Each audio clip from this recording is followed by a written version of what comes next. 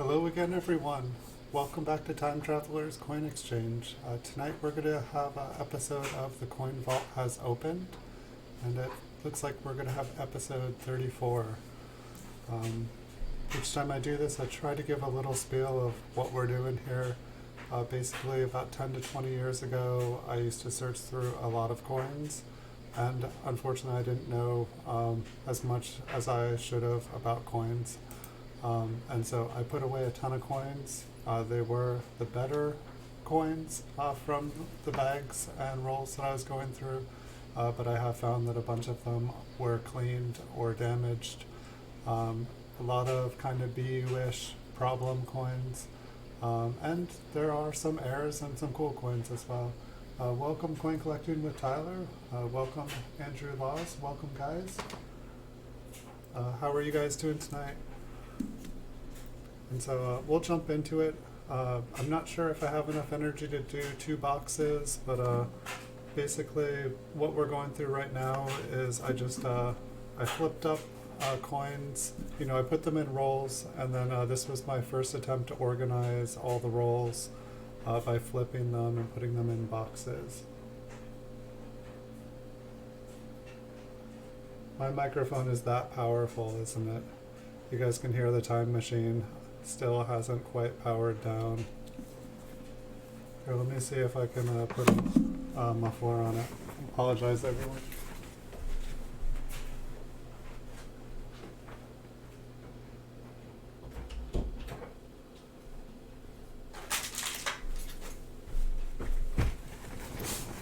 I hope my chair kept you guys entertained. I pay it a lot, so it should.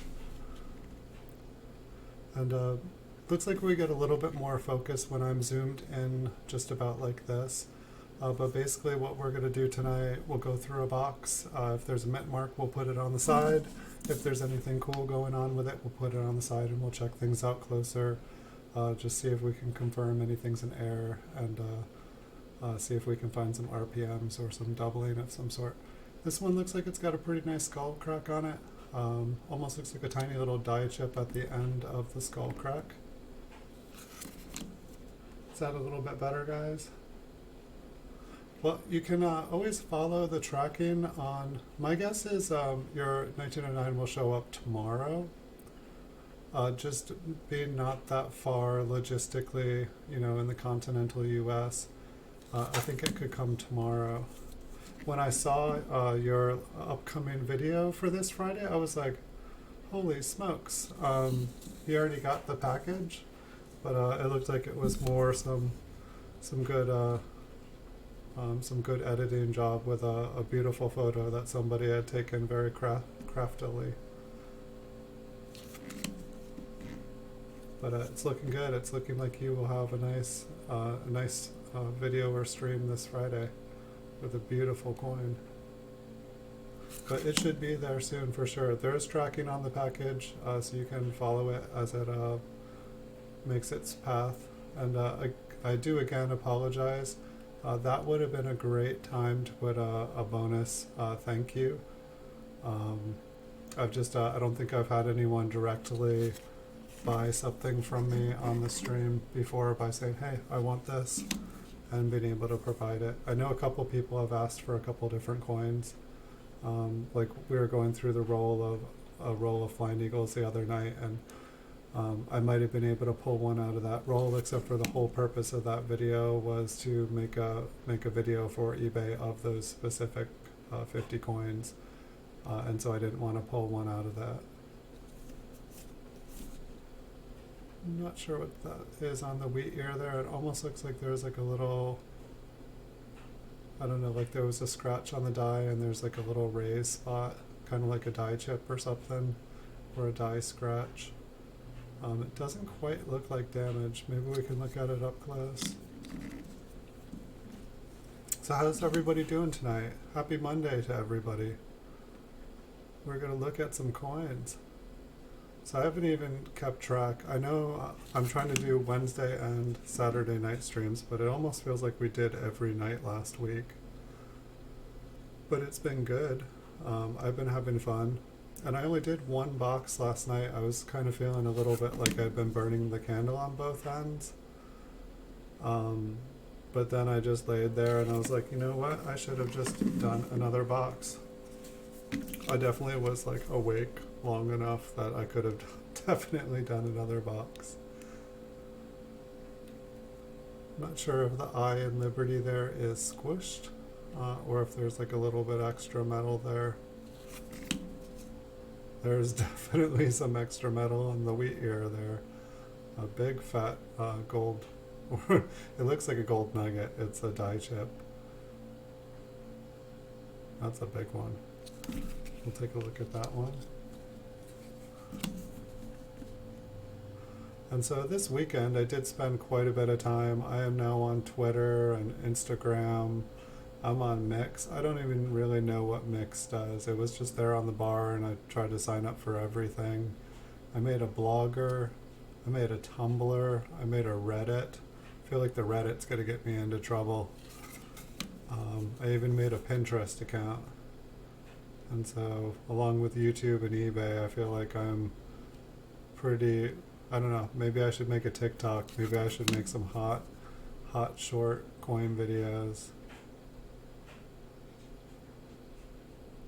I should just empty all the coins from the vault, take everything out of the flips, bags, rolls, just lay it on the ground and roll around in it, swim in it like I'm Scrooge McDuck in like a vault full of gold.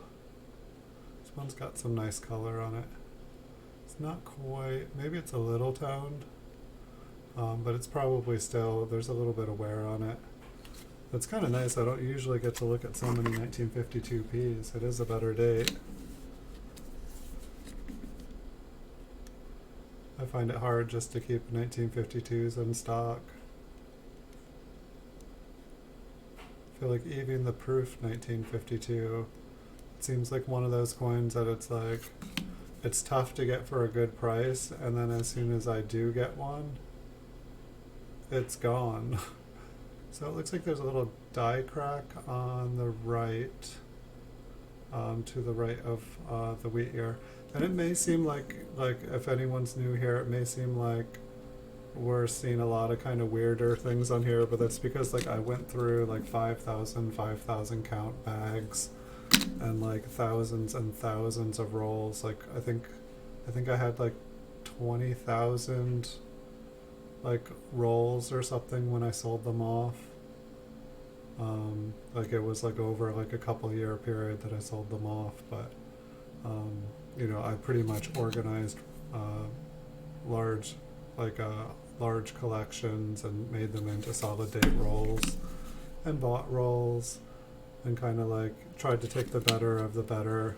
But unfortunately, like I feel like one of my flaws is like I never wanted to like, you know, if there was like, sometimes you get what you pay for, and so like I'd always be trying to get the cheapest rolls, and you know, other people, it seems like they have a little bit better idea of how to get the really good stuff. It's you let the stuff that's not so good go, and you focus on, you know, when something really good comes along, you focus on that.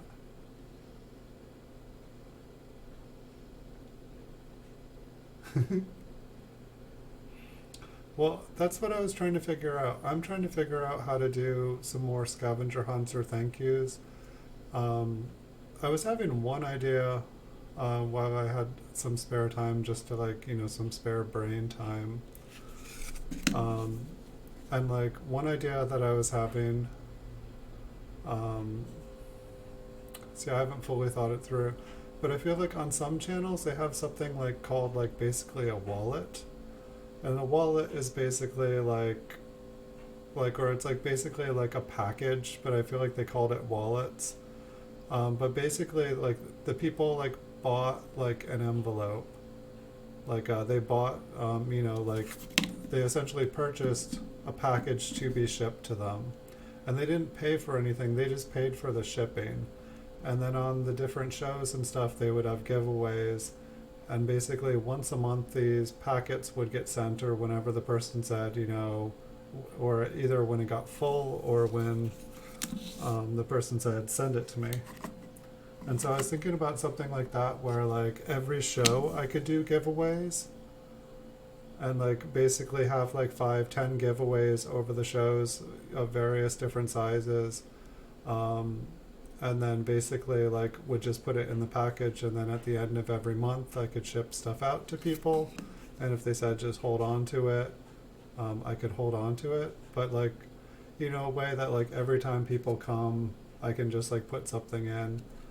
um, but I didn't know what you guys would think about that. It's like the purpose isn't to make people pay for shipping, but the purpose would be so that I could afford to give out lots and lots and lots of stuff. Um, because if I have to pay for all the shipping, I can't, every time I give someone a couple coins, I can't afford to pay $4 for shipping. So it was just one idea of how I could figure out how to do it. But if you guys have ideas, or if you guys have seen how things work on other channels, I'm not necessarily trying to copy anyone. I'm just trying to, find something that works and works for everyone and is good. Oh, it's only made it to Eureka. Well, I think it'll be. I mean, it could be there tonight. Like once it leaves Eureka, it's pretty much a straight shot.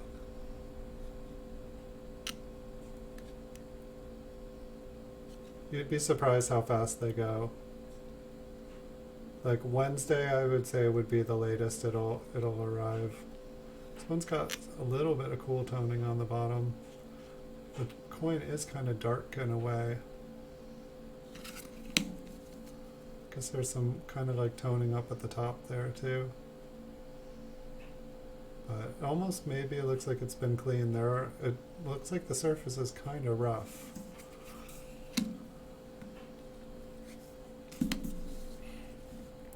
But I don't know. I guess like I think one of the reasons behind it is like if I can get like the ultimate goal is to like be able to like give away a lot of stuff, and the giving away is not the hard part. It's just it's basically just the shipping. That's the only thing stopping me from giving away like a ton of coins. And so if I can figure out the shipping and how to like make it so that like I can do both, give away stuff and pay, but otherwise I'll only be able to give away a couple things a week. But without the shipping, without having to worry about the shipping, I could give away stuff every show. I could give away a lot of stuff every show. Because it's like the stuff isn't as much as the obstacle for me, it's more the shipping costs.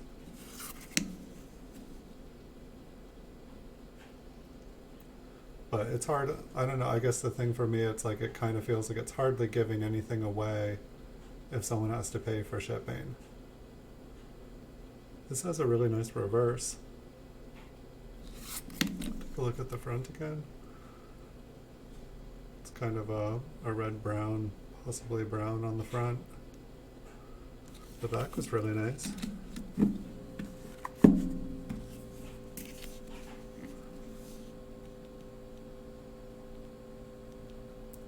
Have you guys seen on other channels, is like having people pay for the shipping, is that a thing? Or is it like shipping and a prize?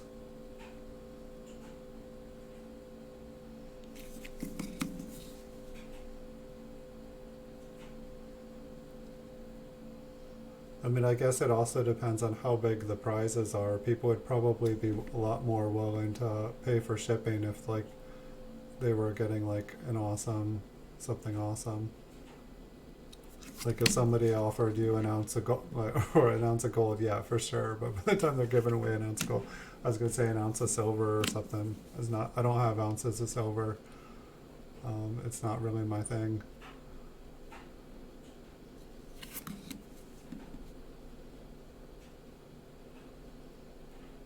I feel like I don't get a lot of 1954 Ds, at least like graded ones.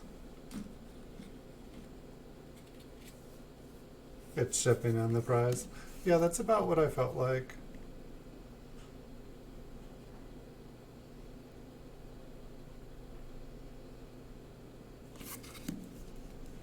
I mean, you definitely can't say something's free if the shipping's not free. It's like with my business, I always do free shipping. But of course, you know, when you're doing business, if you offer free shipping, you obviously have to incorporate the shipping into the price of the coin. But it just makes things easier. It makes math easier for people. They don't have to like calculate a bunch of stuff.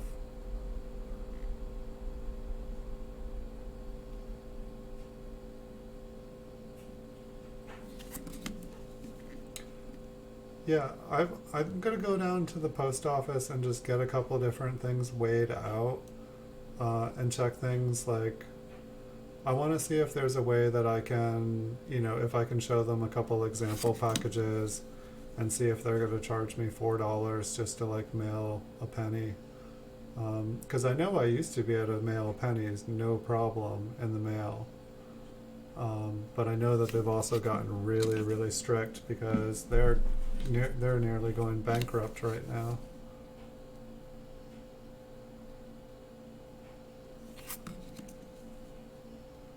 These definitely seem like better than average 50s from what we've looked at. A little bit of toning on the bottom here.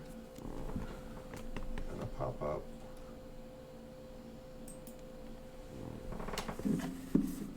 I thought you were... Did you already get to 300? Or wait, maybe you were at 340 last night. Yeah, you were growing fast. You're doing a good job. You're working hard.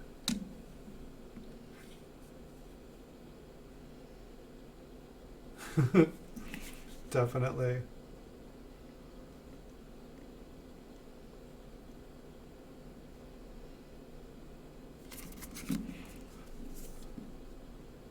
I wish there was I mean I need watch hours is what I need more than anything at the moment. This one has some nice surfaces. I mean, what's wrong? It's red brown. But like I think that's yeah, that moves, that moves.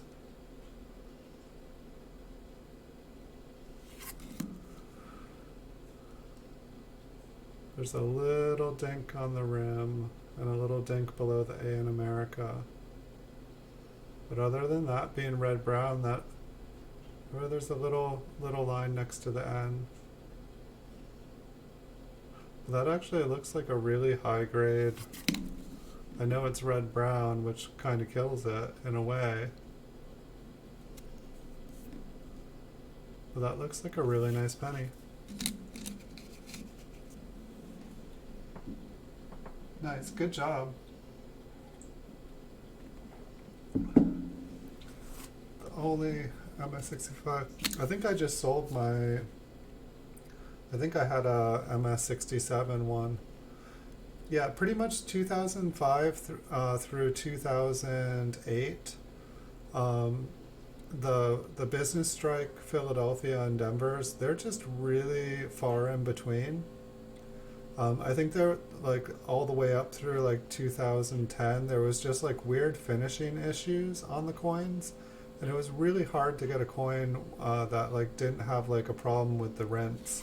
They were just kind of spotted, and just for whatever reason, they do come on the market. They do come on the market, and I usually buy them up. Like those are good ones. Those are ones that it never seems like the market gets flooded with those dates. But they also seem to always kind of have like, you know, they either have like kind of milky, like white spots, or they have like a little bit darker spots on them. But it's just, it is what it is for those years. I wouldn't be afraid of them. Some people might complain about them, but they're not going to find, it's like super hard to find one without it.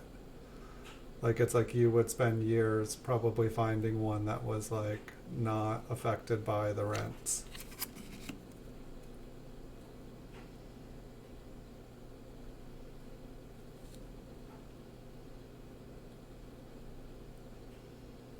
But yeah, those are good. I mean, I think if you wait a couple weeks, you could probably get an MS66.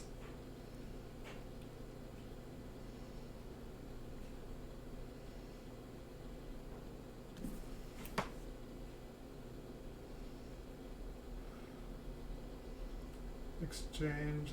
I'm sorry, have you tried posting some titles on eBay with see my video where it can fit?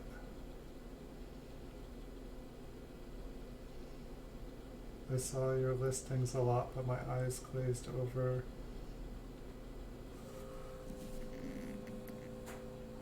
Can you ask that in a different question?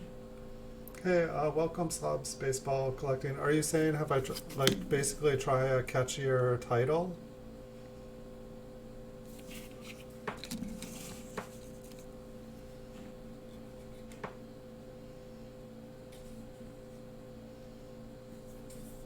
Yeah, all the business strike 2009s are like the ugliest things ever. Like, you're lucky if you get the lighter milky spots or like cloudy spots. You're lucky if you get the lighter ones. Like, I would say about 70% of the 2009s, you know, they have like kind of like at the R here. The 2009s, most of the business strikes, they have like spots like that all over it. It's from the rinse. I bought from like 30 different dealers. I was like, they're just sending me their problem coins. Like, how is everybody? And just after years, I got used to it. After years of selling them, I got used to it. I've had a couple people complain about them over the years, and it's just like, absolutely, I'll take a return on it, no problem. I will tell you before, I will tell you, you're gonna buy from someone else, you're gonna find the same thing. You're gonna find the same thing over and over and over again. So if you can get past it, I can save you a couple years of you being disappointed. And if you do ever see one that's clean and clear and doesn't have any spots, jump on it. Don't worry about the price. They are very rare. Like, I would say like 5 to 10% of 66s don't have like some sort of like problem spotting on them. Like, I think they have to get up to 60. I think a 67 can't have the cloudy spots on them. But like up to a 66, like PCGS just looks the other way. And I feel like I've gotten 67s with some spots on them too.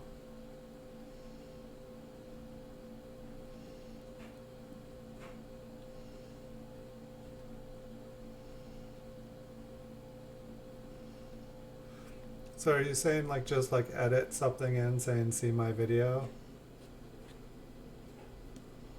I guess that was my question to your question. I feel like I've thought about changing the coin video part or just removing the coin video. I liked it because when I typed in coin video, because when I would use any of the other search terms, like Lincoln Cent or like the date and the mint, it would just come up with like top 10 most valuable coins that you can find in your pocket change. It was just like those, I think those words are purchased by people. And so YouTube doesn't show content that has that in the title. It only shows, but when I did coin video, I was just like from the top to the bottom. And so it also felt like a way if someone said, hey, what do you do? I can be like, oh, just search coin video on YouTube and it'll come up. You'll be able to see what I do for a living.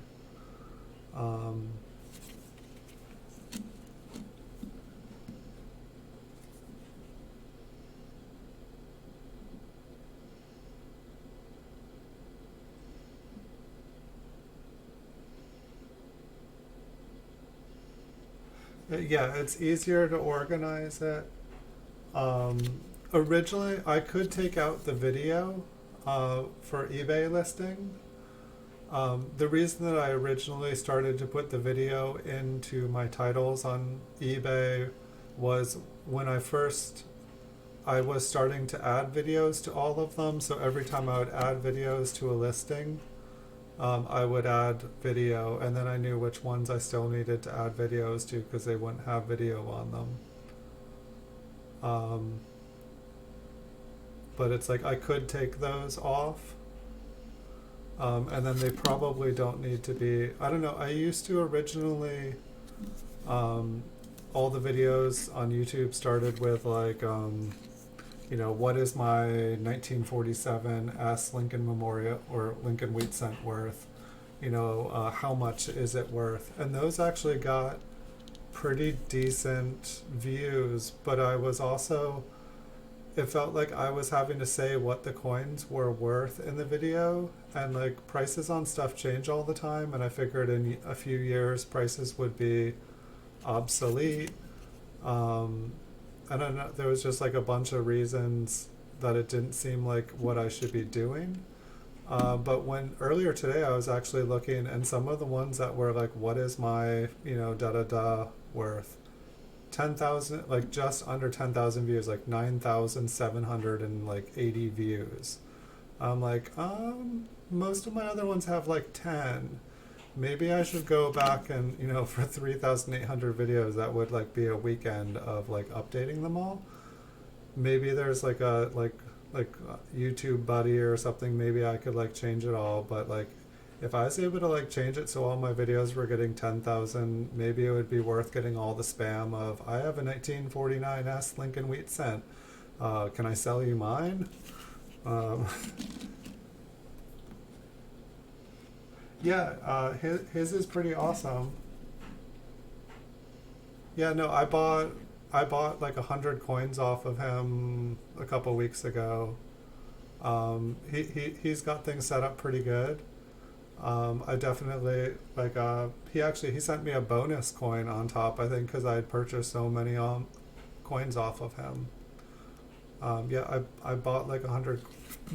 Maybe I can more say like 50 to 60 coins off of them. Like it came like 3 large packages. And he usually sends stuff out in like if you buy quite a few off of him, he'll often send you like a blue PCGS box with it too. And so if you don't have a box yet, I'd say if you buy at least 12 coins off of him, you'll probably get a free blue box, which never hurts to keep things organized.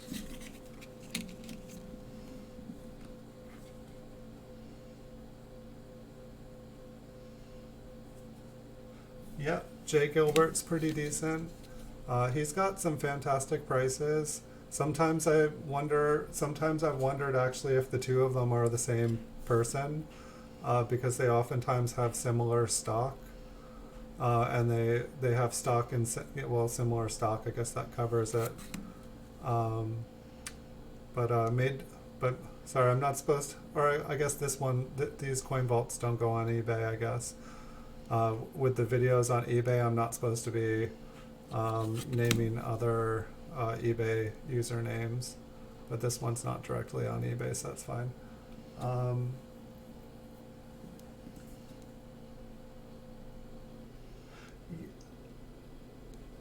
yeah, if coin collecting with Tyler, if you want to find them, easiest way is go to small cents category, go to click on PCGS, click on MS67 coins, and the two of them will probably be like 70% of like the top lowest MS67 memorial cents.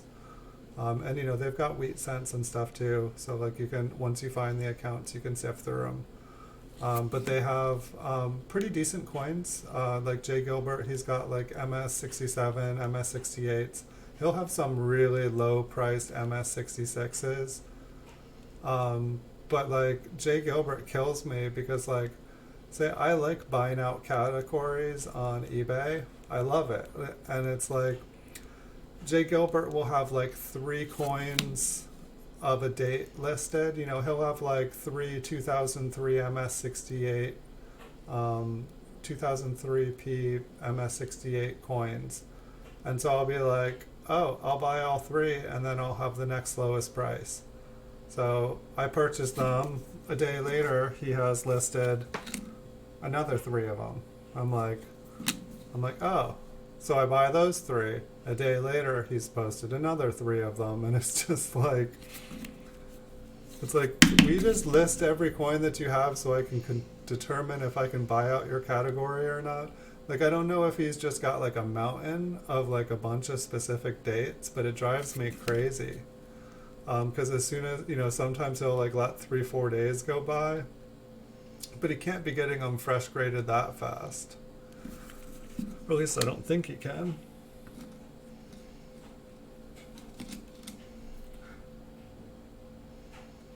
But yeah, I don't know if, I mean, I assume, I get the feeling that they are the graders.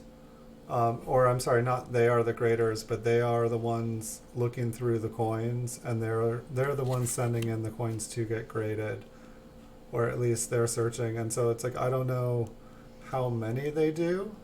They generally both have really good prices. They're usually basically right on the dot of the PCGS price guide.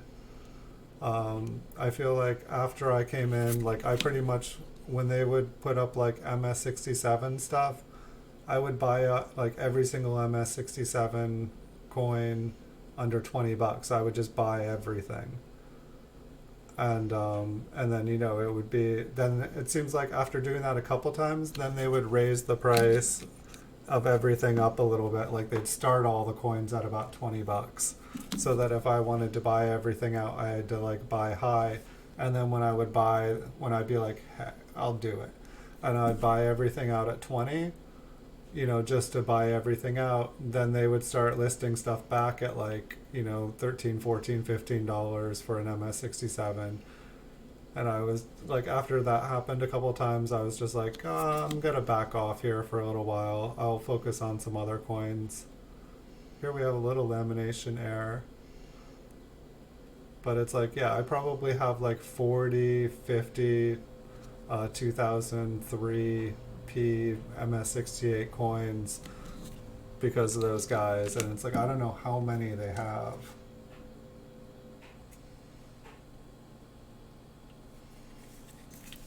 Sometimes I find it weird. I feel like I can't find, it's like people I've done business with, and sometimes I feel like people are hidden from me on eBay. Sometimes I feel like sometimes I feel like I'm not seeing all the coins that are available. It's like, they collect all your, purchase history and stuff, and they know what you're looking for. They know how much you're willing to pay. They know what your past spending history is, and like all the information they collect, they're able to sell to all of us so perfectly.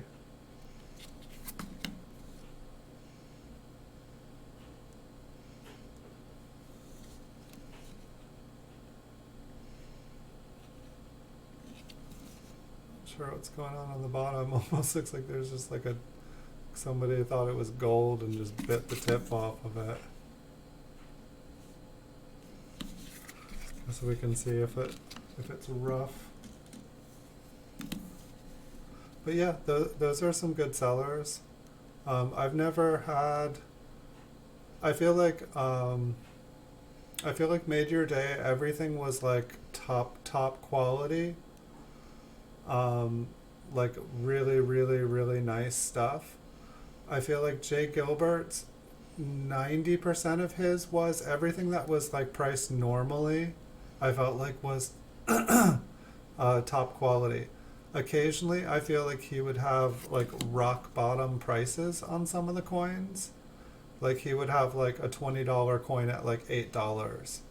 And it would look like, it would be like an MS66 or 7, and it would have like a couple spots on it.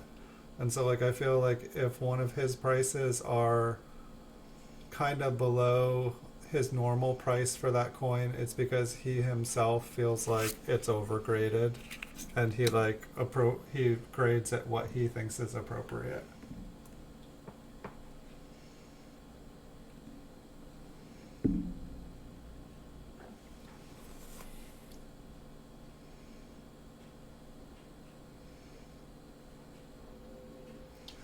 Yeah, I don't search for Business Strike ever. I just go straight to MS set.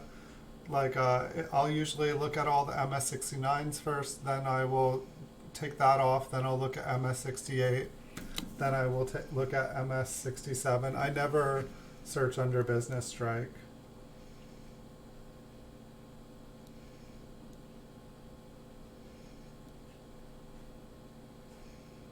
And that's also like, when I search for coins on eBay, when I'm hanging out, living in the small cent category, I I click on small cent. Usually there's a small cent in my watch list, so when I start the day, if it's not already open from the day before, I go to watch list, click on a small cent, click on the small cent in the up in the bar in the shortcut. Then I hit PCGS, buy it now, and newly listed. Um, and if I'm doing my daily, getting the next 24 hours worth of auctions ready, I'm looking in the auction category, ending soonest, and I look for 24 hours. Yeah, the coins on Gilbert's usually, when they arrive, they actually look better than the photos too.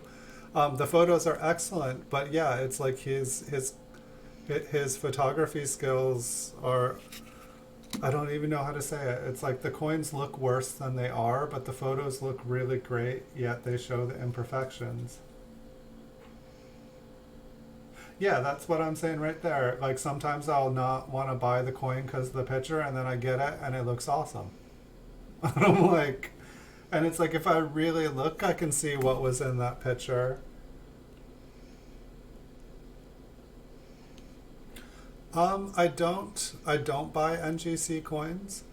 Um, I've got maybe 5 or 6 of them here.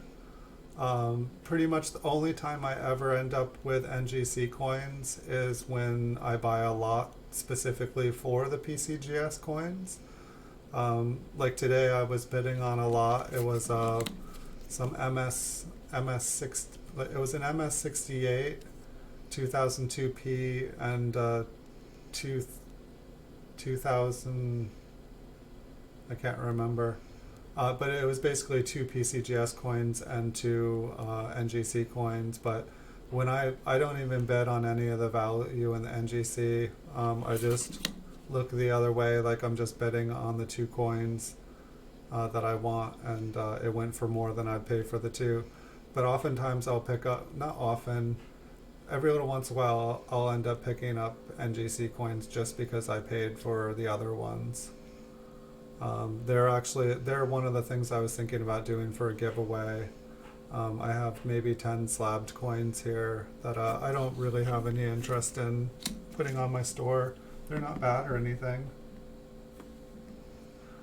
There's nothing wrong with NGC. I think I saw, I could see the prices and the way things moved in PCGS, and I felt like I could see people paying way more money for high grade PCGS coins in comparison to NGC. And it's not that it can't go the other way too. I saw more consistency in what people were paying on a regular basis, and so it was easier for me to create a business model around the PCGS. There's people that will tell you the exact opposite. I would say the 2 top leading grading companies are NGC and PCGS. I just happen to go this way. I think NGC has a registry set, but I really liked PCGS's, and like basically my coin spreadsheets and everything are built around them. And so it was, for me, it was like, would I want 2 different registries of my coins, or everything in one place in one window so that I can look at everything at the same time? But over the years, sometimes I'll like feel like I've bought every single coin. There'll be kind of like dry periods where like there's nothing I really feel like buying. And that's when I started spreading out into the state quarters. And I started a state quarter collection, almost completed until someone nearly bought me out. But it was definitely a good investment. I tripled my money. But I was like running out of coins. And so at periods like that, I'm like looking at NGC. And it's just weird because say for like a Lincoln Wheat Cent, a proof one in high grade, I'd be looking, there'd be like 50 proof 68s by NGC, and there'd be like 2 by PCGS. And I'm like, how come NGC has all these high grade ones? And it's just, it seems like some coins they give higher grades, they're more generous.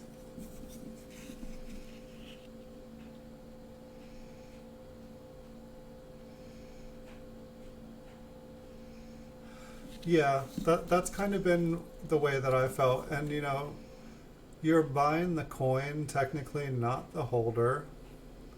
And you know, I've definitely got PCGS coins that I'm like, I don't know about this. I'm like, well, PCGS said that that's what it is, and so you know, that's just maybe there's. I'm not a professional grader. I'm not. You know, that's why I'm trusting them to be the professional grader. You know, I'm using them as a crutch. But I'm trying to learn. I'm trying to get better. Um, but sometimes I'm like, I don't know about this grade. And I feel like oftentimes people will try, I feel like people know if they can find a really nice coin in an NJC holder, they can oftentimes, I feel like, buy it for less. And then if they're able to get it crossed over into a PCGS holder, there's like, there can be a lot of money sometimes if they can get the crossover. Just because if there's, you know, not a lot of coins that, if it's a top pop coin, and they're able to like get it moved over into a PCGS holder, there are more people I feel like that will pay to fill that spot in their registry set.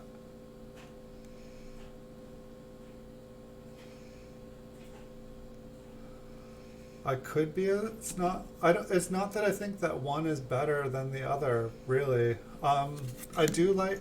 I've heard people say they like the NJC slabs better. I like the PCGS slabs better. Um, I don't know. Here, I've got some over here. We can take a look. I mean, you guys have all seen them before. I don't think these are anything special, but it's just, I don't know, like I don't like how the white parts connect to it. I find it distracting. If I was taking photographs of the coins, I don't like, and I know that it's like, it hides like a big chunk of the coin. So that's one reason that I don't like them. I've heard that the surfaces are stronger. These ones are scratched up. These aren't good examples. All of these ones here. I don't like, I think I don't like that they don't all stack on top of each other. I think I've actually got a couple nicer coins here, so I should probably, something knocked them over. Yeah, so like, I don't know, like this is like a proof, oh, it's just a proof 66 dime. I've actually got a piece of silver there, and then there's like proof 67 nickel. Gosh, this one is like dusty. Oh no, yeah, these are nothing special. But it's like, yeah, I don't really deal, it's the same thing, I don't really deal in nickels and dimes, so it's like, I started to try to branch off into quarters. I was kind of thinking, you know, like it seems like the availability of like nice small cents right now seems to be, so maybe I will like expand my business to nickels, dimes, and quarters, so I thought I'd start with quarters.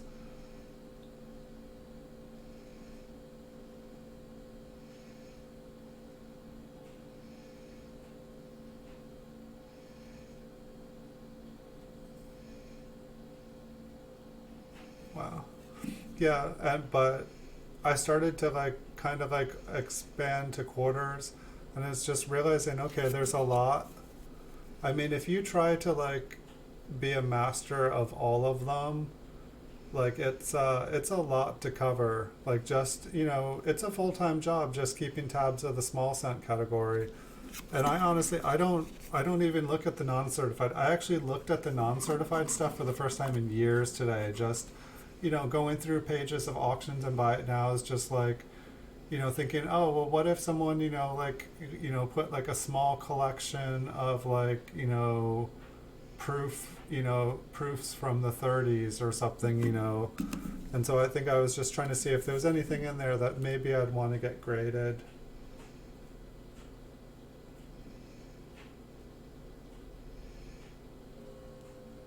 A 6-month back order, that is a long time.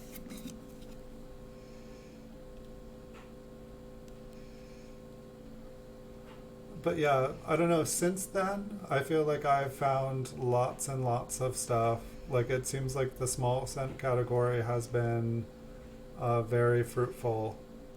And so I stopped expanding, and now it seems like I can't keep up. Like, I honestly, like, I had some unexpected expenses the last week here. And so I've actually been trying to make sure that I can cover that. And I've actually been passing at auction for the last couple of days on a lot of stuff I would normally pick up. So I've been like passing quite a few deals. There's a handful of coins I really want to hit the buy it now, but I really want to make sure I get stuff taken care of so that I can keep the basics of life going here.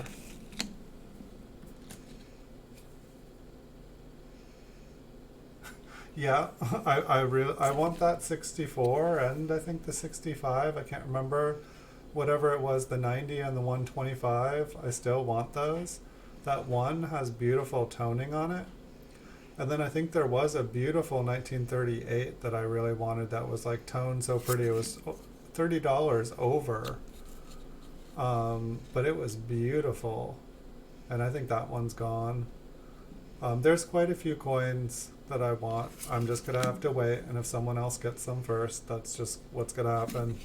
Like I'm for the first time in like 3 months, I'm actually just a little bit tight squeezed here.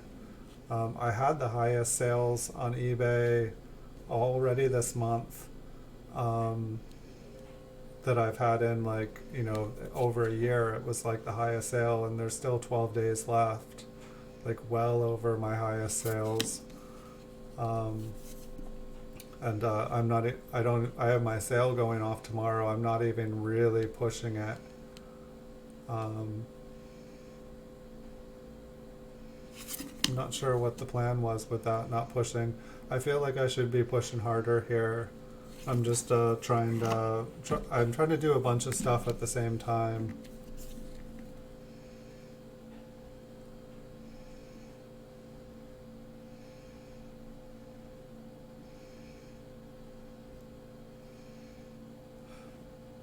Yeah. How pricey are the Cameo Franklin half dollars? I really don't know anything about. Um, like I knew Franklin half dollars when they were like $5 to $7 a piece in giant Ziploc bags at the last coin store that closed around here. Like like I could have bought them all day long, and like most of them were like uncirculated and just like nobody wanted them. Like the guy just had so many, it was ridiculous.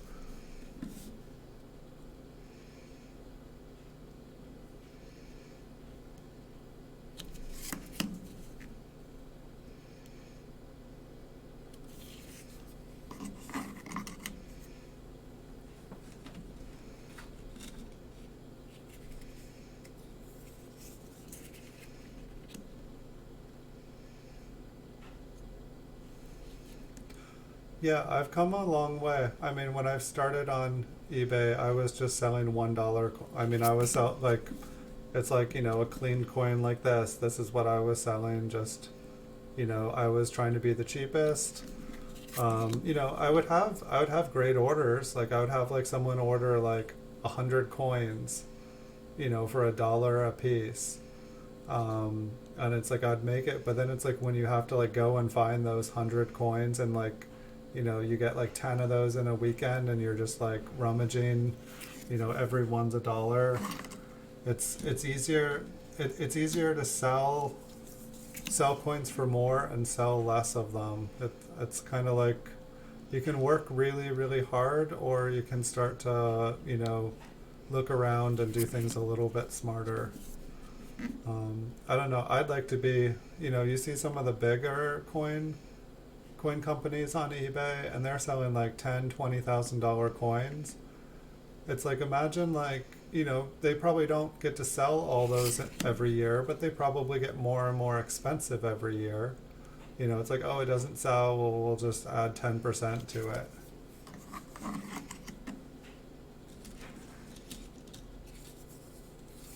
But it's like it would be really nice to just only have to sell one or two coins.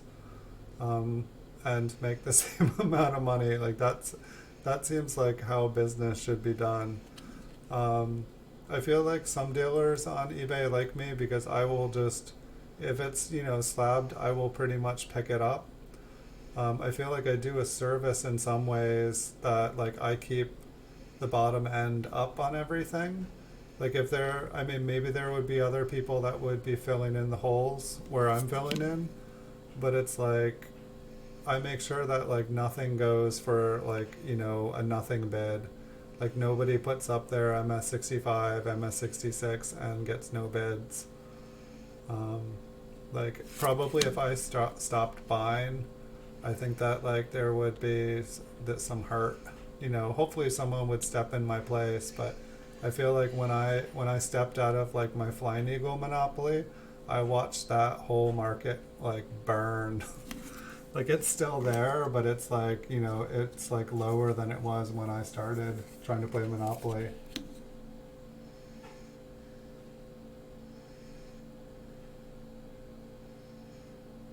Yeah, AppMix makes tons of money. They're huge. Like huge. I always find it interesting when I feel like they've started to like, over the last like 5 years or so, they've started to move into like certified coins more and more and more. Like I even see them like, selling bags of like 5,000 count wheat pennies. I see them selling like 5,000 count or like a bank bag of 1980, like just like a solid bag, like an unopened like mint state one. Like it's like somebody I feel like has been like convincing them that there's other things, but just buying and selling gold is probably a pretty darn good business. Yeah, that's what I find is. Oh, this one's interesting. Is this just fire? We'll check out the rim on this one. Some toning spots. I want to say this one like melted or something. I don't know. But I find that like really higher grade coins, like there's, hold on, I gotta pop up again. Never have pop ups. Okay. I find that like the higher a coin's value, the less purchasers, the less people that can afford to buy the coin. And so it's like I feel like some of like the higher end companies, I feel like they would never touch anything that was like worth like less than like $100. And they would have a lot of coins, and it was harder for them. You have to sit on them for a while. They don't sell instantly, or at least that's my impression of it. Not if you're trying to get full price.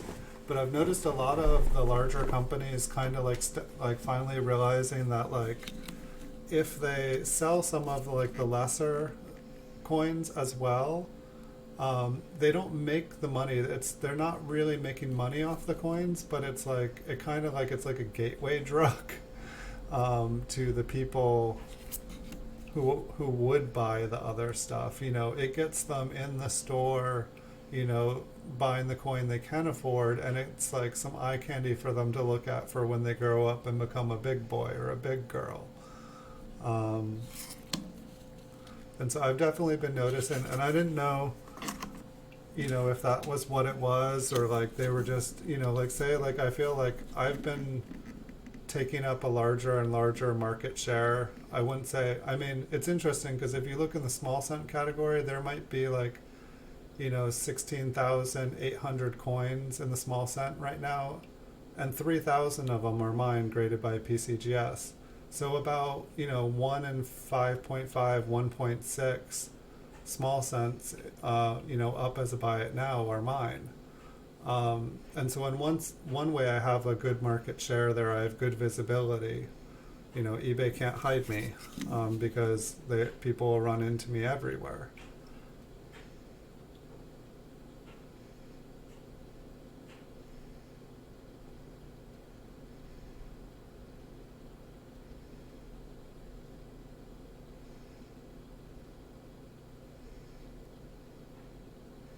What is AMP or AppMax?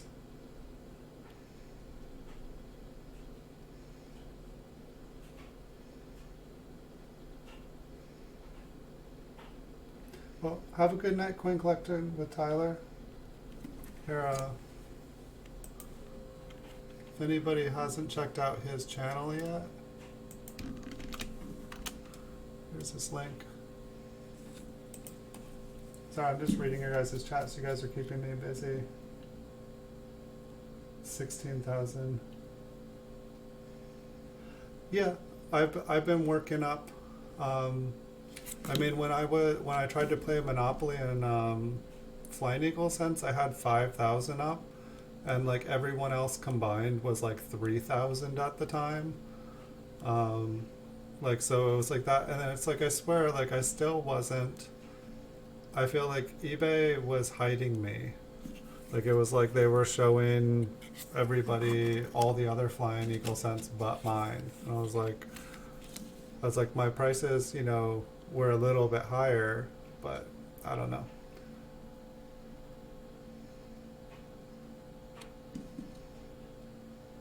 But I definitely like the higher, like say like I have like some higher graded older coins that are worth a little bit more, like my mint state large cents. And I think the price on them fell since I purchased them, so I think my prices are probably higher than the going market price, but I feel like I've had them for a long time. And so it's like that's another thing that I've noticed is that like sometimes, you know, the higher priced coins, the market goes up and then sometimes it goes down. And sometimes it just feels like one of those games that like the 1% can play where like, you know, somebody joins their game, you know, their proof mafia, someone joins their proof mafia game and they don't have the liquidity and they don't have the capital that the bigger boys have. And so it's like, you know, the person will buy in, be at a great place, and then everyone else will just like undercut them so that they're stuck and can't do any business and essentially go out of business. And then when they go out of business, the big boys just buy them out and make profit off of them.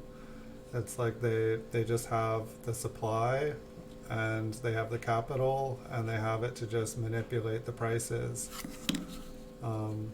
So I don't know. I guess that kind of scared me off of stuff. But I mean, top pop is top pop. You know, you might not be able to get the price that you want. You might not be able to sell, but it's still an awesome coin. It's definitely something to work up to, something to aspire. I think I only have two. I think I have a 1954 and one probably right around in there. Here, I'll click to the page. It'll be a second before my spreadsheet can open up. But I think the price on the 54 totally tanked.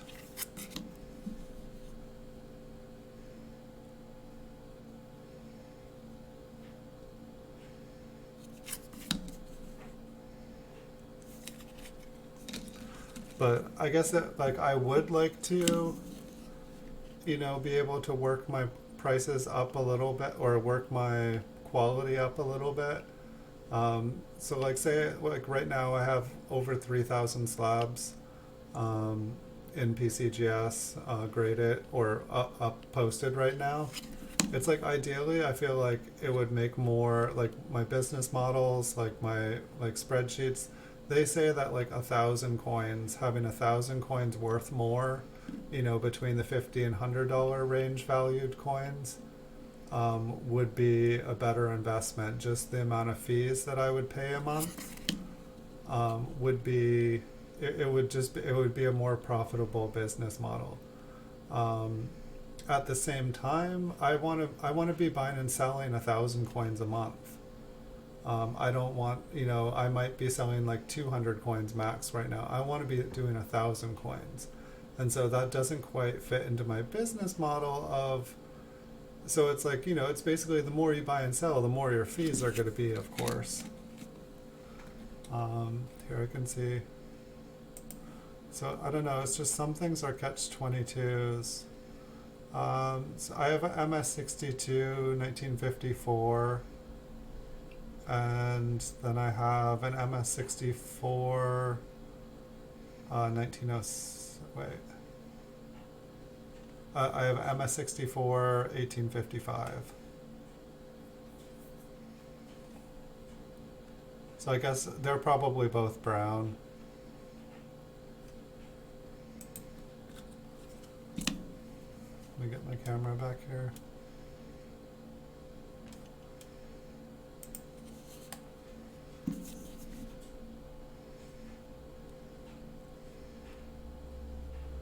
And of all coins I sold a 1968S MS66 spread.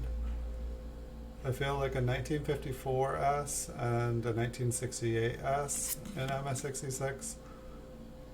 For some reason, like there's just like a billion of them out there. They seem like two of the hardest. You know, it's easier to sell a 1958D.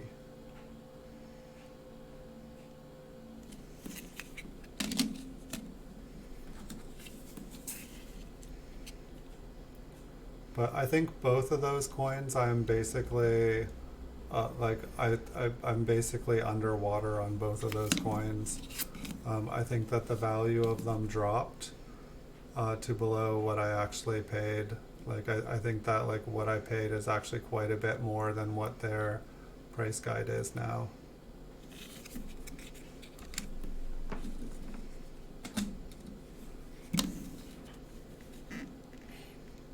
But I mean, like, I would like to be doing I mean, I wanna be getting coins graded. You know, it's like, I guess, like, you know, we were talking about Jay Gilbert and like Make My Day, or Make My Day Major Day, whichever one it is.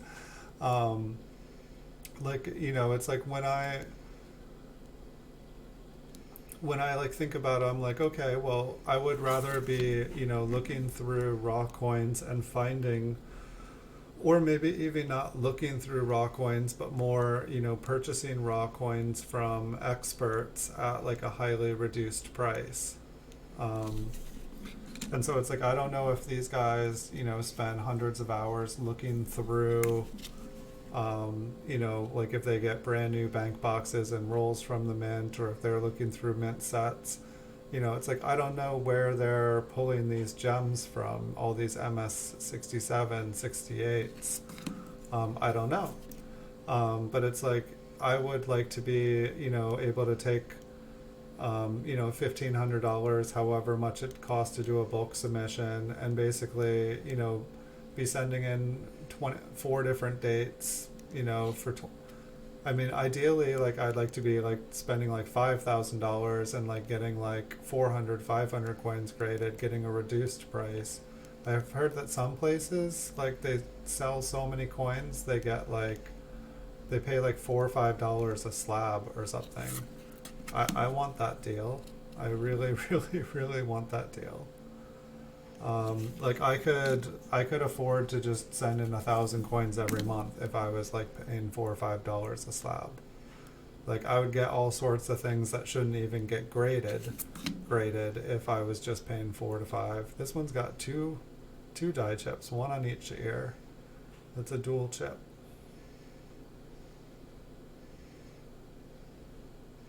It's kind of cool. But like, yeah, like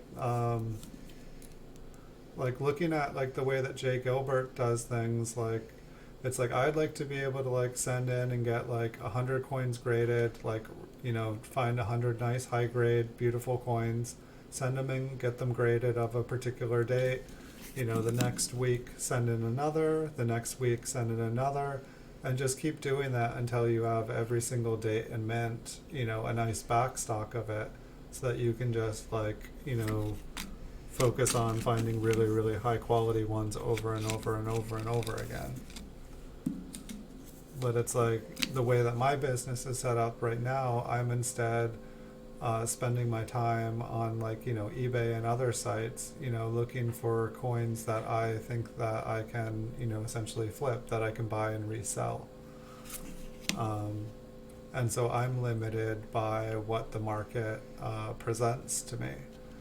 But I would so much rather be able to, you know, decide, you know, it's like, oh, you know, 1952, those are really good, so let's acquire some, you know, nice original bank wrap rolls, you know, from a good source, and let's send in a few hundred of these.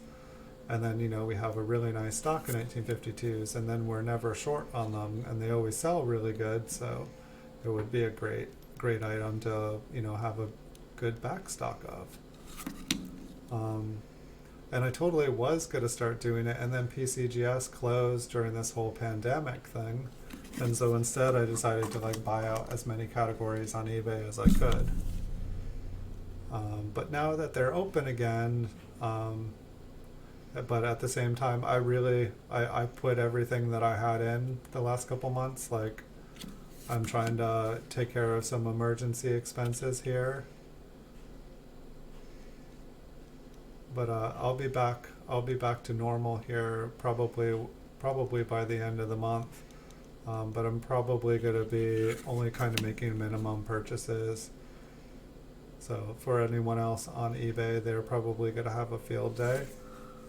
That's okay. But I purchased a lot. Like I don't even know, I think at one point I had like over 500 coins like incoming. And that was just at one point. So I feel like within the last 2 to 3 months I've probably like gotten like 800 to 1,000 new graded coins. And then I also bought a lot of non-graded, mostly just like older proof stuff. But like I have like probably like 1,000 or 2,000 like proof wheat cents still in the mint cellos. I'm kind of, it's like I think we looked at one video, I opened one roll, and normally there's like a couple in the mint cello rolls that I look at that are like really nice. But this one roll that I looked through, it was like only 1 or 2 coins were like not awesome looking. And so like I was gonna post it on eBay, and I just decided, no, I'm gonna wait and get all these graded. And then from that roll, I think there were like 7 or 8 other rolls that I got from that same person. I haven't even looked at them. I'm assuming that they are just as nice as the other roll. And so I'm planning on just getting all those rolls graded. And so there's gonna be, this one has a nice lamination there. It's all like rippled and cracking. It is the Kraken.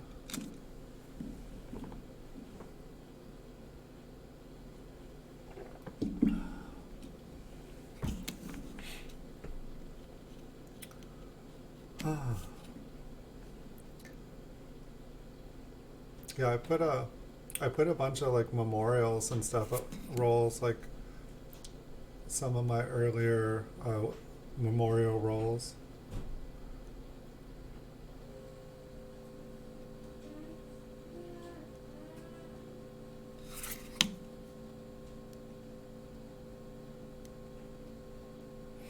I think I might have woken the Kraken. Might have to take care of something here for a second. It'll be a first here on Time Traveler's Coin Exchange. All right, everybody. My co-star here, Mr. Chair, is gonna take the show for a second.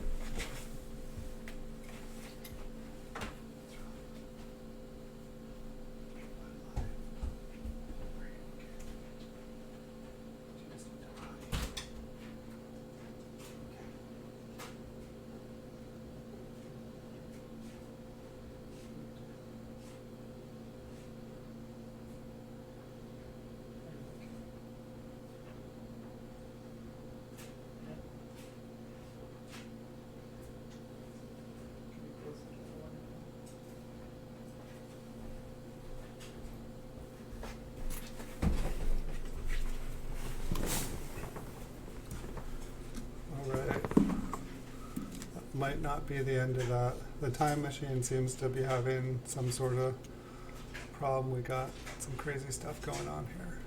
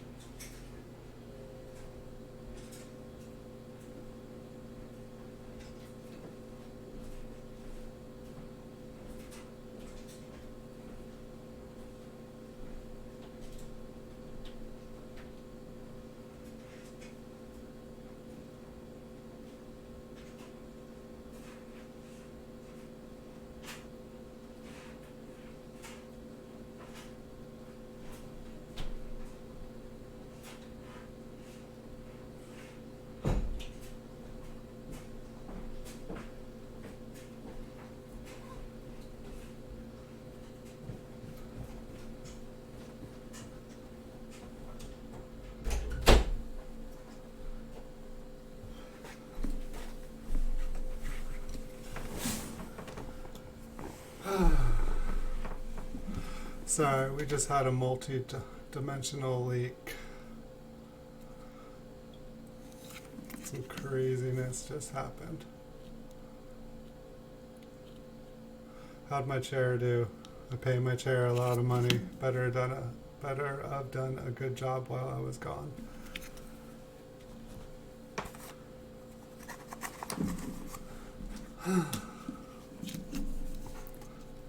That was a first, but it looks like things are under control here again. I don't remember what I was talking about.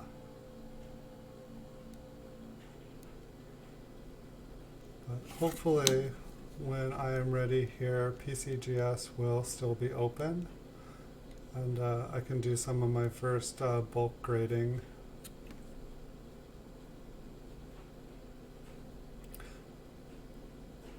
I don't know if any of you guys have any experience with getting bulk grades, but one of the things I've been trying to figure out is, like, anytime I've talked to them on the phone, because I used to get coins graded by PCGS, but it had been a long time, but anytime I try to get someone on the phone to talk about getting stuff graded in bulk, they wouldn't talk about prices. Like, they were like tight-lipped, and I don't know if all the times I called, if I got the wrong people.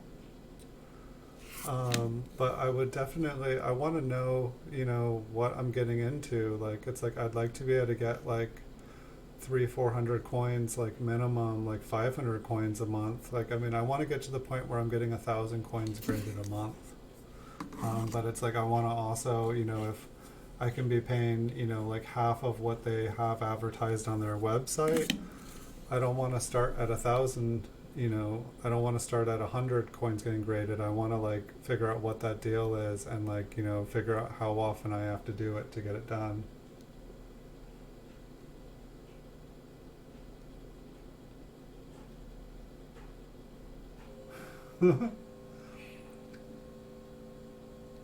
So are you able to get coins fixed like that?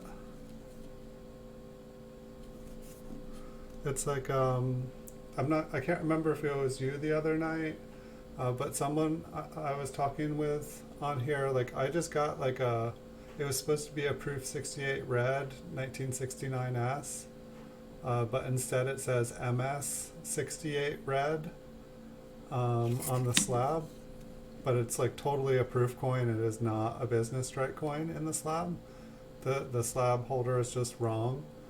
But what's weird about it is, if you know, it brings up MS68 red when you bring up the slab, and when you go to the population for that coin, there's four there's four in the population. But if you go to the price for that coin for an MS68 1969S, there is no price.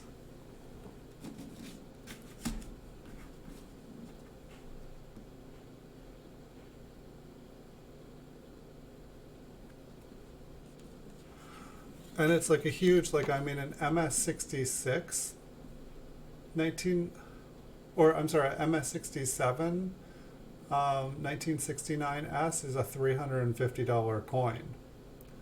And so I don't know, like, the price guide on PCGS didn't have a price listed. It stopped at MS67.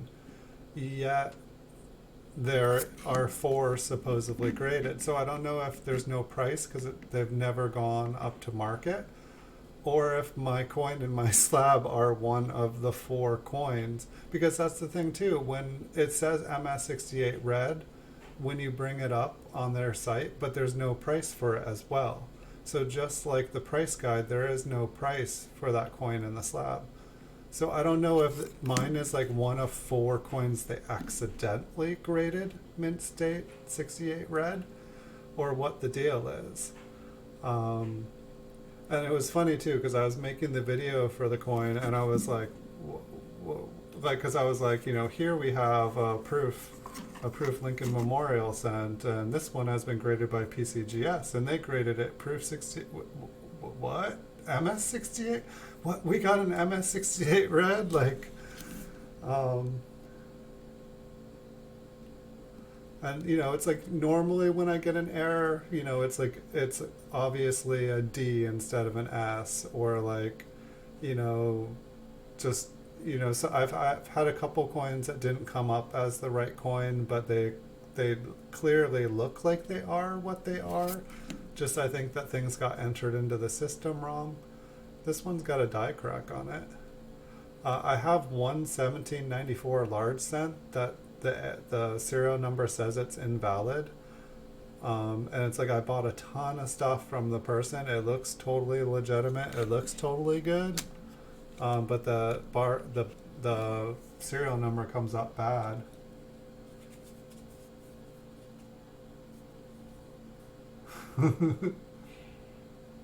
Well, it totally, you know, I joke in the video that like the coin, you know, it has proof-like surface, proof-like surfaces. No, I think I put it up for like $50. It's on eBay right now. If you want, like, and that's the thing too, like somebody could totally like take that coin and they could like like I think like someone could like con someone with it. It's like a dangerous coin to like have in a slab. Like it could like totally hurt PCGS's like reputation. It's like, you know, I have ones, you know, they're relatively minor, you know, and it's like funny too because I think I have like I think it's like a 1983 and a 1973D and 73S or something like that.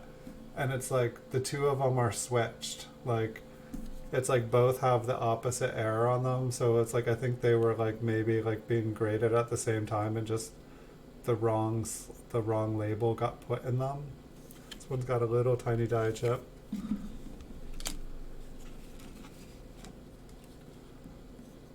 Here, give me 1 second. I can find it real quick because I just had it.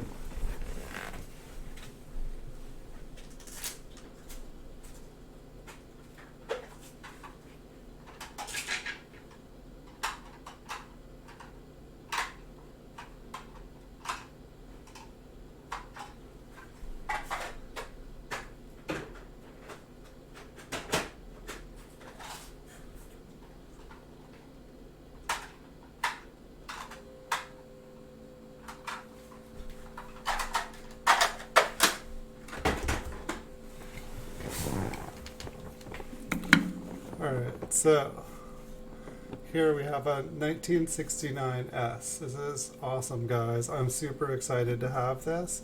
It's been graded by PCGS and they graded it as MS68 red. This is a beautiful coin, top pop. There's only 4 graded at this. Here we go, everybody. It's got proof-like surfaces. This is an absolute beautiful business strike coin. You know, do you know how hard it is to get an MS68 red, let alone one with proof-like surfaces? It's also got just a little bit of toning, I think, on the left from like 6 to 9.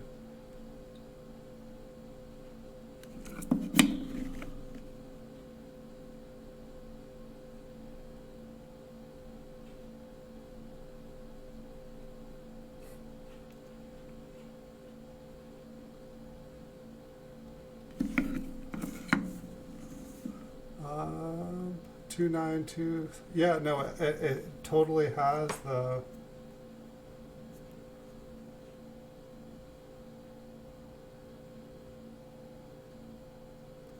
Like, at least when I looked it up, it totally came up as. But it's like it's kind of a messed up coin. Like it totally it made me feel like it gave me that same feeling of like when I'm going through a 5,000 count unsearched bag of wheat cents and all of a sudden I find like a nice BU 1914D and I start to feel all good and like, oh yeah, I had a good feeling about this bag, and you know, I thought it was like, if, you know, I knew I wasn't going to get skunked on this one, and you know, and then you look at the magnifying glass and it's a 1944, you know, it was a a nice 1944D until someone filed off half the 4.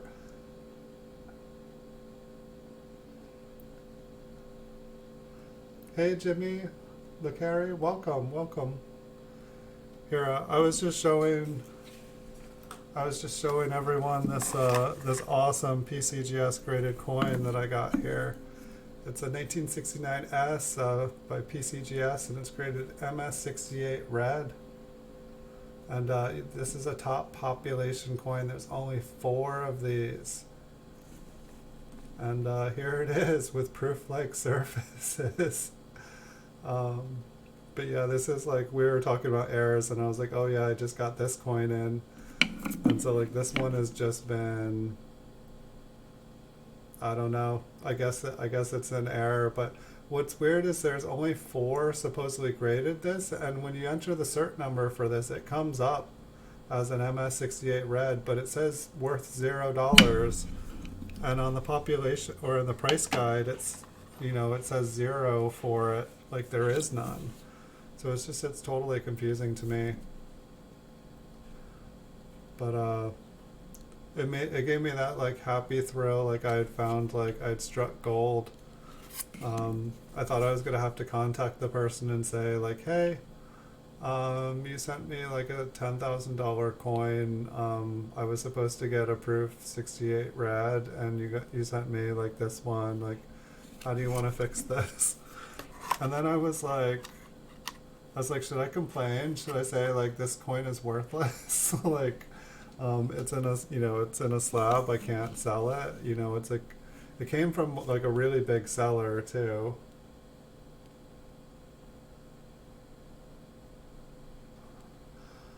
You want that one? What, do you think it's real? Can I ask you if you think it's real? To join your Kennedy nickel?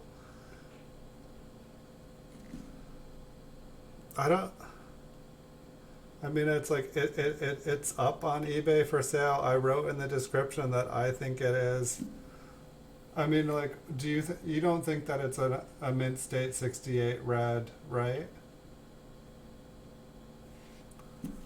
I mean, like, there's nothing, while we're talking about it, you could be hitting the buy it now button. I mean, I put it up there, like, just because, like, I mean, I've looked at tons of proof. It looks like a proof coin to me. And so it's like,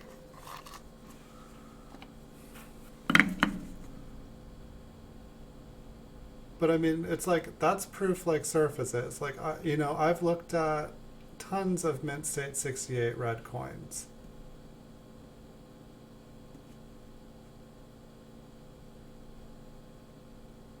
I mean, I can probably find another one. I mean, even like the spots on it, it's like, that's like a proof like spot. Like,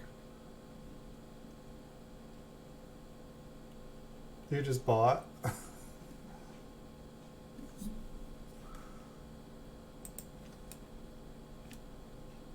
Yeah, you did. All right. This is a dangerous either you just like got like the deal of the lifetime.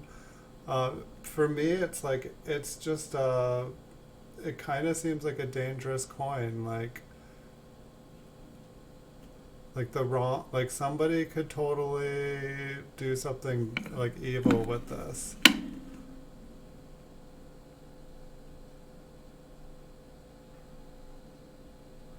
So I mean, I'm good on my word or whatnot. Like, do you like you bought it? It will come to you in the mail by the end of the week here. Um, do you think that it is an MS68 red? Like, I'm just more curious than anything. I mean, like, it's one of the nicer 1969 S's that I've seen. You know, for a proof 68. I mean, maybe it's better than a proof 68. Maybe the whole thing is like wrong on it altogether. But well, that was interesting. Like, I was just showing you. God, what other messed up PCGS labels do I have to show you? You interested in those?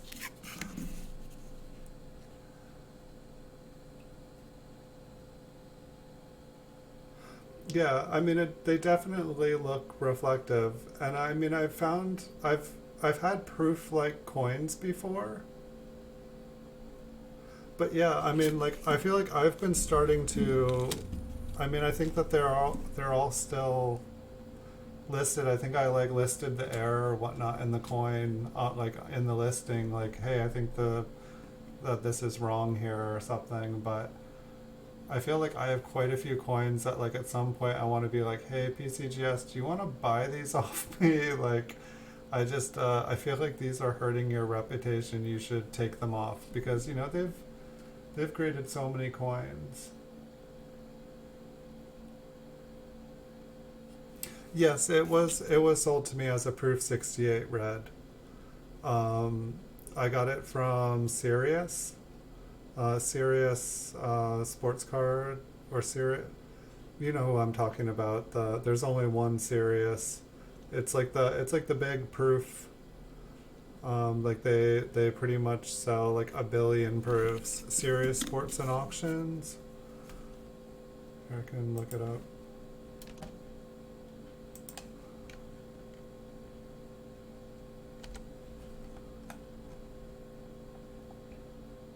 Yeah, Sirius Sports Auctions. And so that's why I was like for a minute, like when I saw MS66, I was like, wow, yeah, these guys have some crazy expensive coins too. I don't know, like I was a little bit hesitant to even purchase because I purchased a lot of stuff off of them in the past. And you don't get the coin in the photo, you get, it's a stock image. And I understand that and I get that. And I'm not expecting the one that I see. But I feel like quite oftentimes the one in the picture doesn't have like kind of a carbon spot or two or three or four. And I definitely started to notice that like almost every coin that I'd get from them would like just be like they'd have a lot of carbon spots. But I have bought from a lot of other people as well, and it just seems like anything like Proof 68 from the 70s is just covered in carbon spots. And so that's one thing I've been trying to figure out just is, when things went from things being San Francisco or Philadelphia meant to San Francisco, it seems like there was a lot of problems just with like spots and stuff like that, like the mint just had to deal with all these things. Makes you skeptical about the other three. And then what does that also do? So let's say there isn't four MS 68s out there. What does that do to the price of the however many MS 67s are out there? If of a sudden those become top population, like it's like is there like and then it's like how many coins are like that? Is this like is this like a one? Is this like worthy of like a numismatic article in a magazine? Or are there other, dates and mints that the top pops don't actually even exist? We can have conspiracy hour. Wouldn't that be crazy? It's, people like trying to get like those top pops, and, by those top pops existing, it like devalues what is actually the top pops. Oh yeah, the 67s are priced at 350 on their website. That's right. And so if you had an MS67 and then all of a sudden people found out that there weren't really MS68s, what would that do? If someone was to have that knowledge and be able to buy out the MS67s, could they double, triple their money if they were to like, expose it and get it fixed?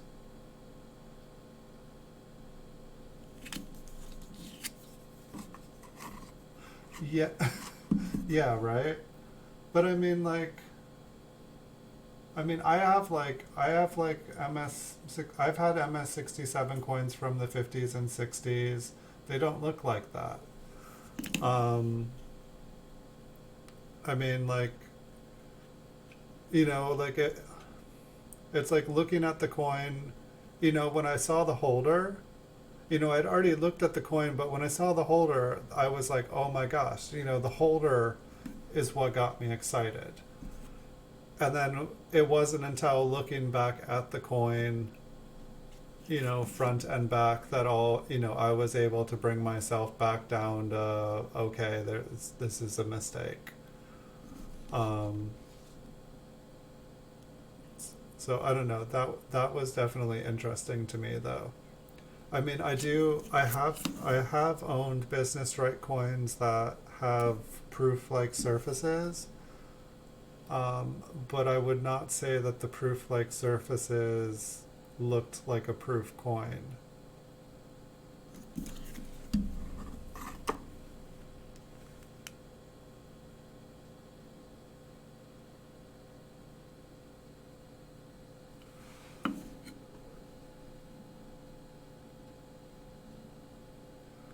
It's like when I make my videos and like I kind of go on that angle. I mean, it is a nice coin, to say the least, but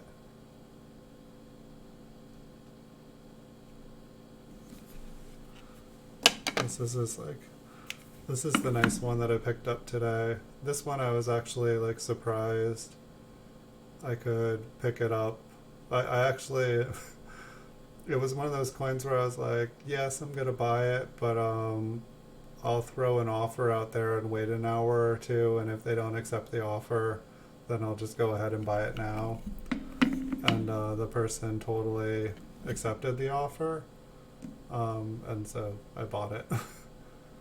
But I was pretty excited about this one just because, I know it's got a gold shield on it too, which is cool, but it proved 68 red small date. So I was pretty happy about this one.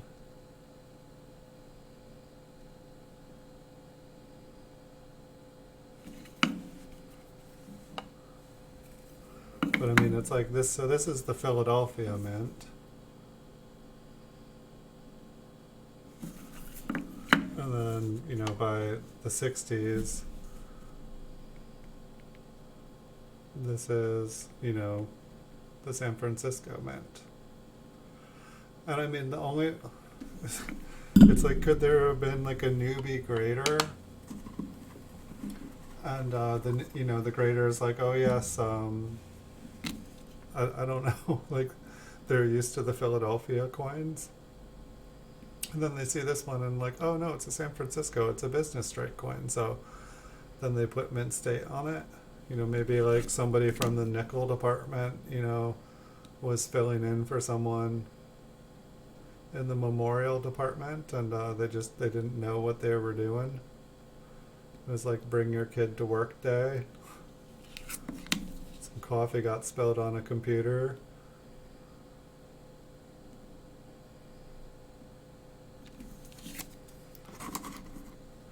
Does that mean that there is a mint state 68 coin in a proof 68 holder somewhere, just waiting to be found and get reholdered for like an awesome prize?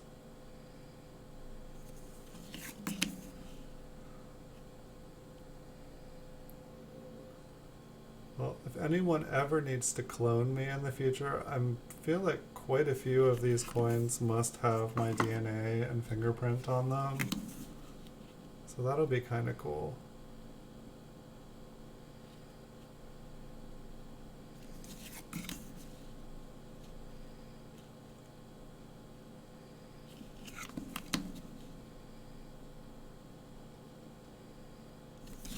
I got one more. This one says it's an error.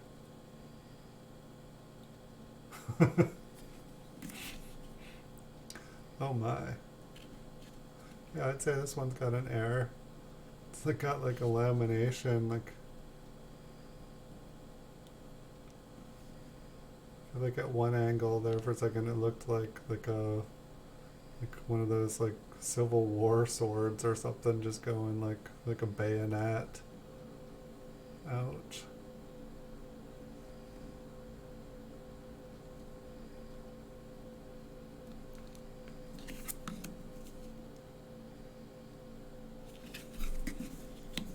I think I'm gonna need to start a new box. I filled up like all the lamination airs and woodies and die chips. I filled up a box yesterday.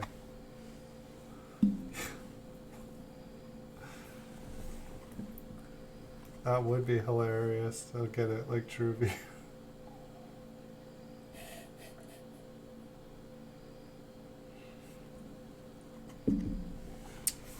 Oh man.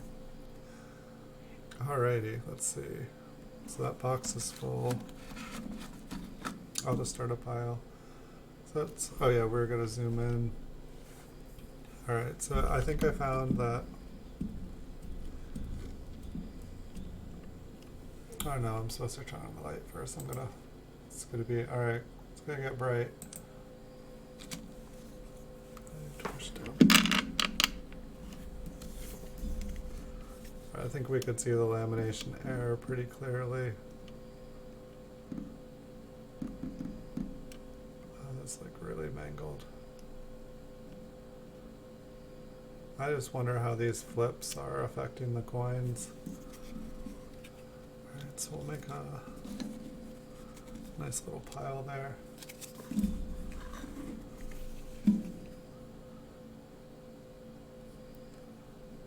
This one just had a little tiny die chip on it. Nothing big.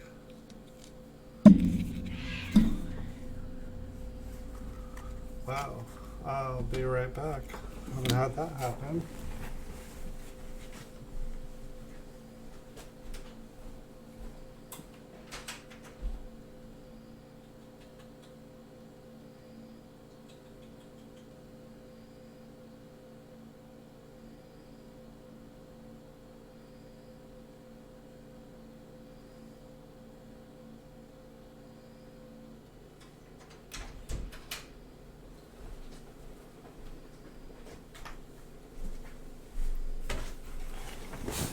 Is it like a full moon tonight? What is going on tonight? Distractions. Was this the like double die chip?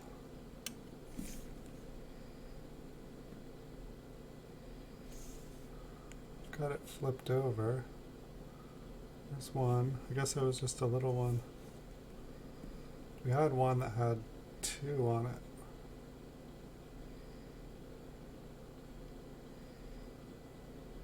Couldn't tell if that was one.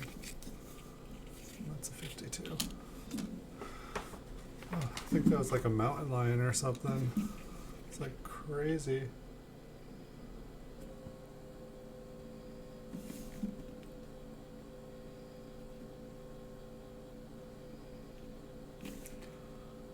Well, we got a mint mark on that, but I think that there was something else going on with this one too.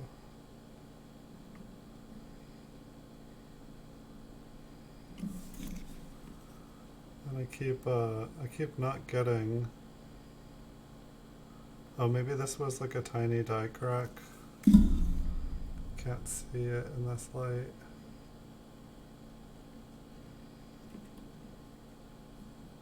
Yeah, that would be really hilarious.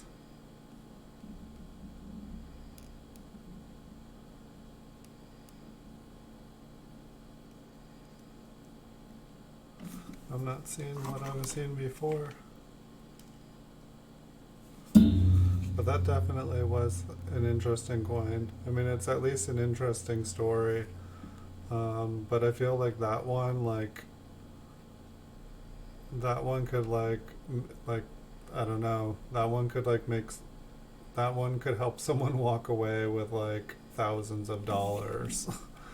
Or like I don't know, like that could it could be a bad coin in the wrong person's hand. Just like having the PCGS label on it could it could con someone. So this one looks like it has a big die, like a lamination error. It's just really cracked, it just kind of like ripples across it.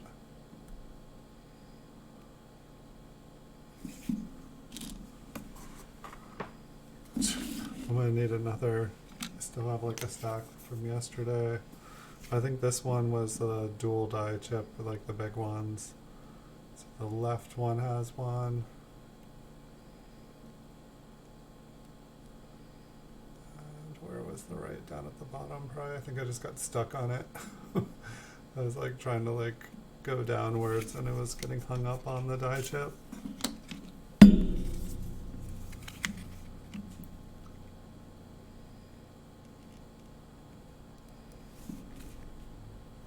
Looks like a die chip on this one. This is one of the things. Oh wait, is this a dual too? Wait. I really just have like two of those in a row. That one. Okay, wait, so it's like an alien with the back of its head to the left. An alien with the back of the head to the left. Both are 1952. So this is the second night in a row I found a coin with a matching die with the matching die chip in the same stage. It's kind of crazy.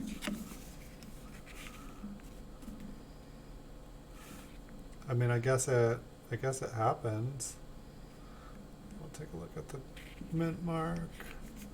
So let's see, this one says error on it. Alright, so we've got a Liberty error, or at least a die chip in between the B and the E. And then this one, I think we were thinking maybe a fire.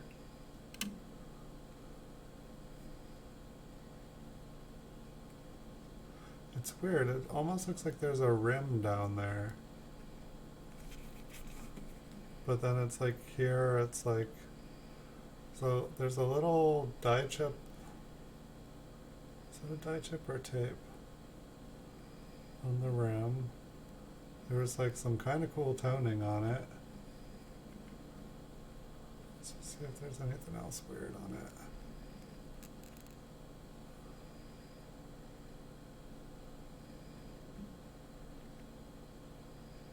It's like I like how like some of the like colors and stuff show up on the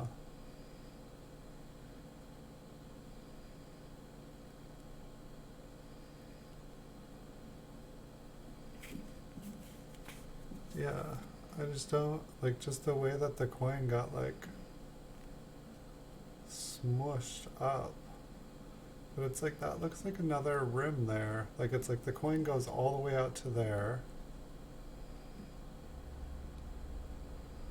That's God. Thought that was like a 5 for a second. Okay, wait, so there's lettering in there. Was that lettering? So that's G, so there should be an I and an N. I guess if we look at it. Right, so there's no I and N there.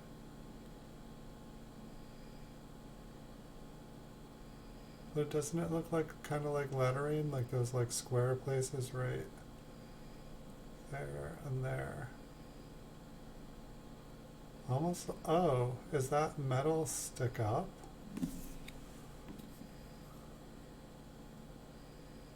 It almost looked like I was pushing down on that metal. Like you can see, I thought that was like a rim. I think it's like it filleted up.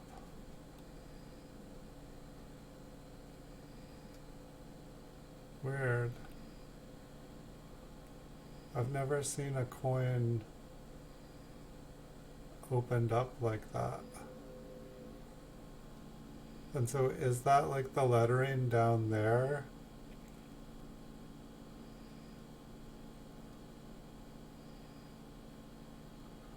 Oh, that's crazy.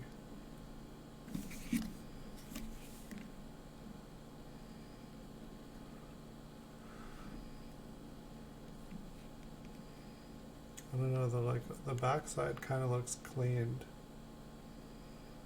The front looked a lot nicer.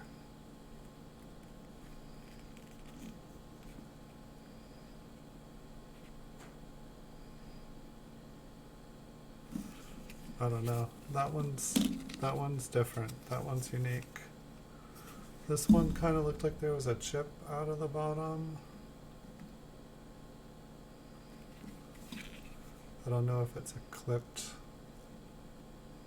blanket or just a planchet flaw where it's just missing a little bit. I mean, it doesn't really look like the way a damaged one I feel like would look. Check out the top of the head.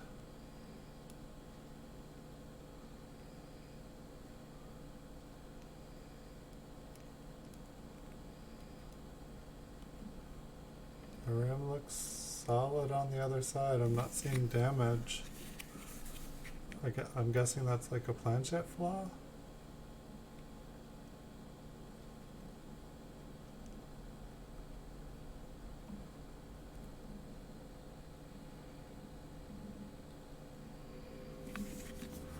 I think I'll keep that one. Hey Storm in California, welcome. You came a little bit late. I'll have to, I don't know, yeah, I can't even. We had a mint state, 68 red, 1969S earlier, but Andrew just bought it off of me for a steal. And I'll probably never see another one in my lifetime. But we can show you. We can show you after I end up going through these ones here. So this one I believe was an error, like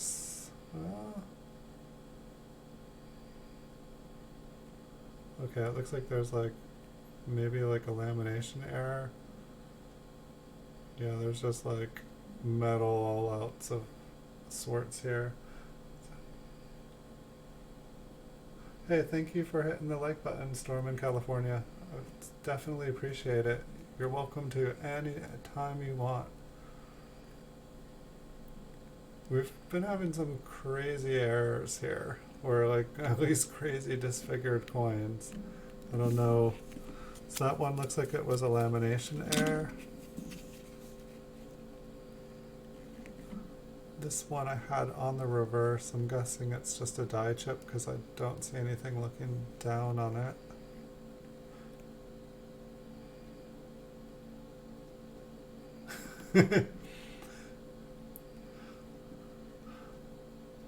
Well, yeah, that's one thing I didn't even consider. I wonder how that coin in my registry set, I wonder how it was being treated. Okay, so yeah, this one has like a die crack or like a die chip. Looks like a crack.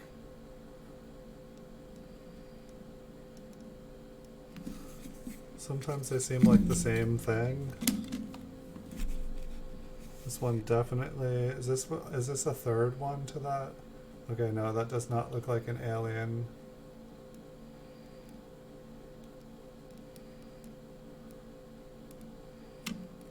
But this is the wheat ear here, so there's just like a giant, massive die chip on it.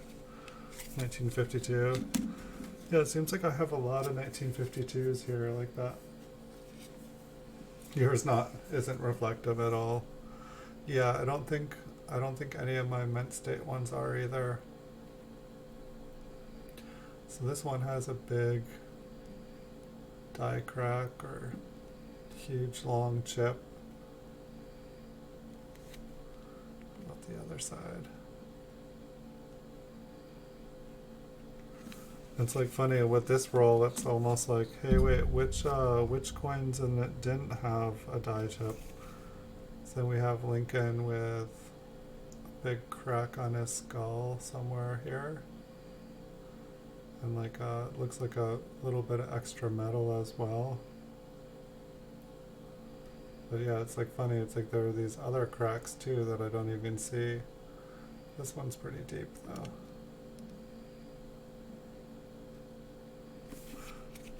Yeah, I'm curious now of like how that coin being in my registry, if it would have treated it as being like a top pop, like if there's coins that you can have in your registry that like essentially no one else could have. Alright, we'll see if we can find some RPMs, see if we can find anything interesting. Which obviously this box seemed like it had a lot of oddities in it.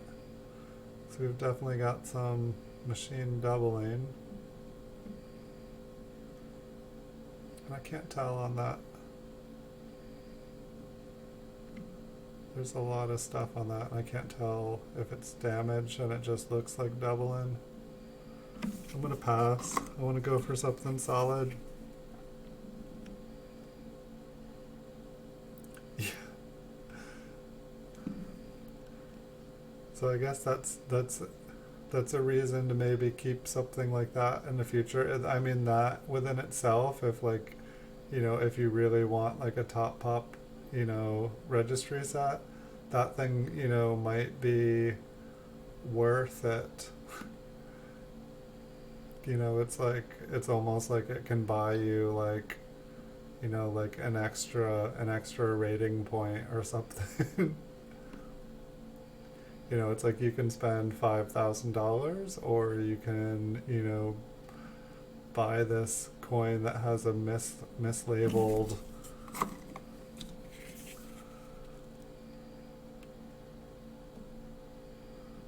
possibilities. I know, I mean it comes up as it, so I didn't look at it in my registry set. But I'm pretty sure that since when I look it up, I'm pretty sure that that's what it would come up as. Or I can look real quick.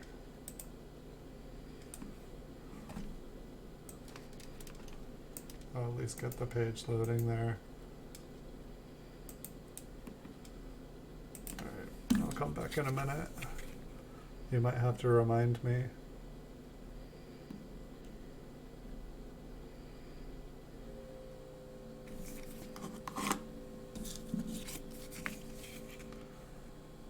Craziness of it all. This has been a crazy stream tonight, like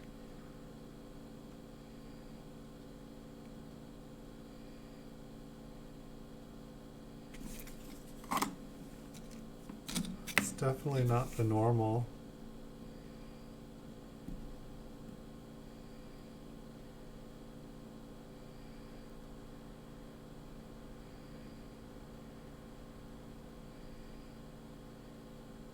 Looks interesting, just not clear.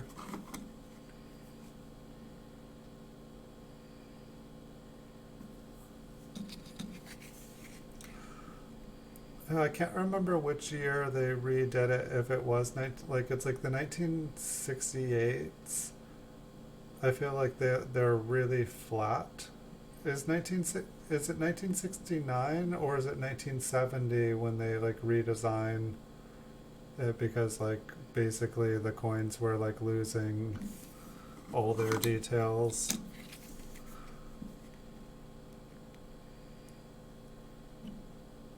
Because like the 1968s that I have are just like, they're like flat.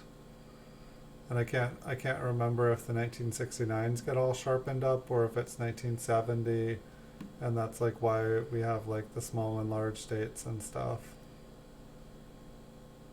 Maybe it was just the mint mark they replaced in 1970.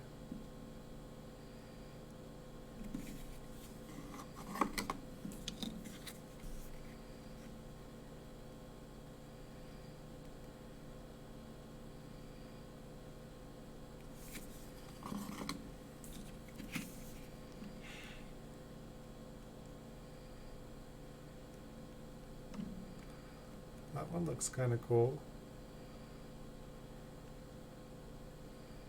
Or like at least on the bottom it kind of looks like there's like a line going parallel.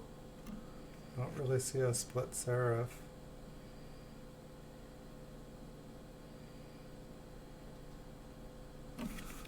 think I'll hang on to that one for now.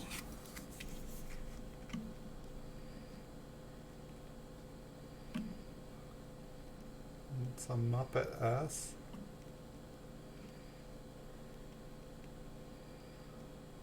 Looks like it got like hammered. That was probably me trying to like hammer it into a Whitman folder when I was a child. This one's cool. This is a keeper, I think. I think we can definitely see the remnants of an S to the west. And then there's also this like little fragment of something to the east. What is this, a 1949 S? This one looks cool. I'd say this is like the coolest looking mint mark we have found tonight.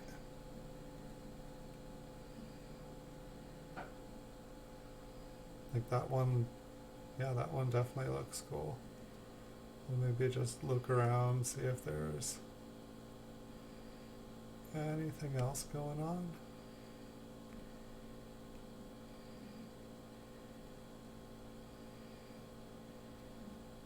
I feel like sometimes when one thing is, I mean, it definitely seemed like when we had a die chip earlier, there was like a second die chip just around the corner.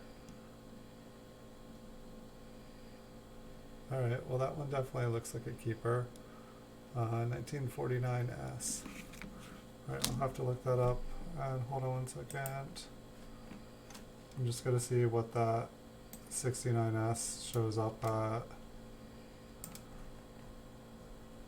Because I didn't check in my pop. So 68, the cert number 54. Oh wait, it'll show up as an MS68, won't it? Yes, it does. Yeah, so it shows up. It shows up as population 4, 0 higher. So yeah, that coin will be awesome in a set registry.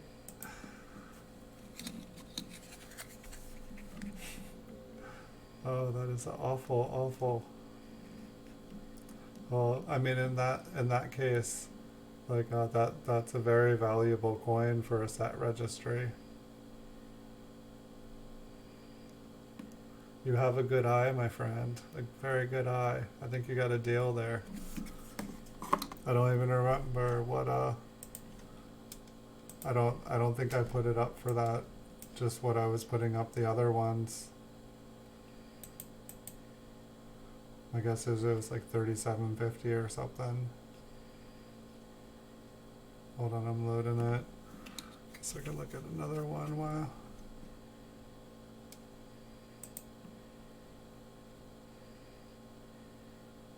Yeah.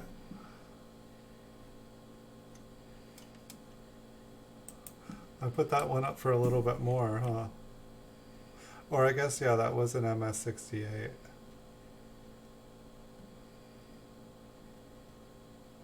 Well, that's definitely, I mean, it's an interesting coin. Like, I mean, like, it's like, that coin is like a roller coaster. Because, like, it got me excited, then bummed, then excited. I don't even think I left feedback. Like I posted it because I had already made the video of it, and then I was like, gosh, what do I do? I don't think I even left feedback to Sirius yet because I was like half thinking like, I don't know if I can sell this coin. I don't know if I want to sell this coin. I don't know if I can. I don't know if I should be sending this coin into PCGS to have them like, you know, at least take it out of this holder.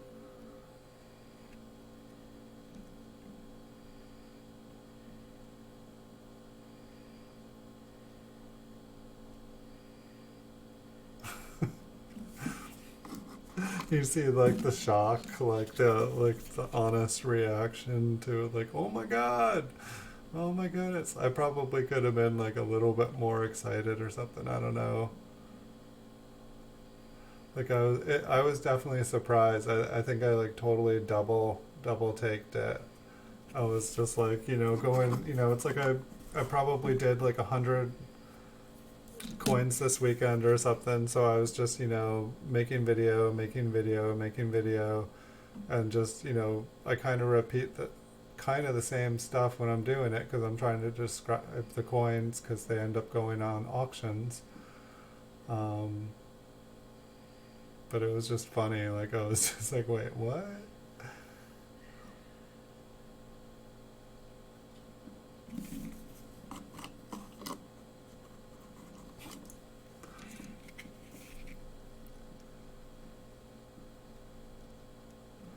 Yeah, you should see if there's any other ones up there. You could have all four.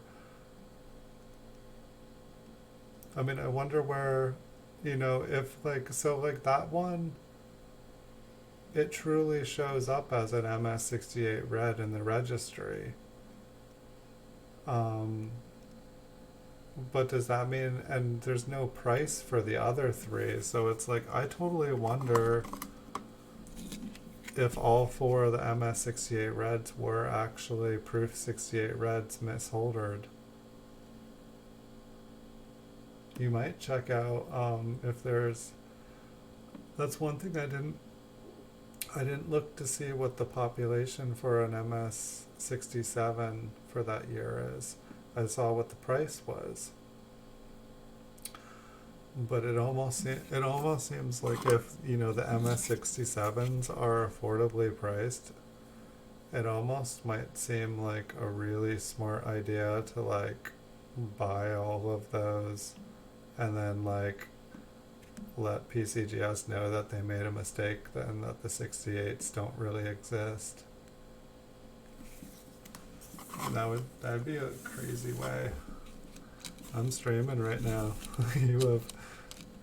You have the opportunity to strike first. I mean, I'm speculating here that that's possible, but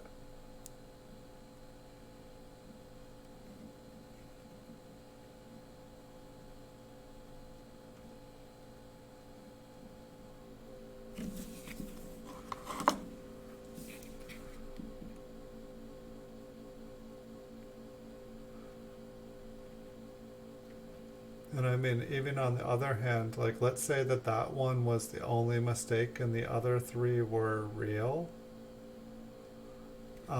What would that do for the price of the three that are real?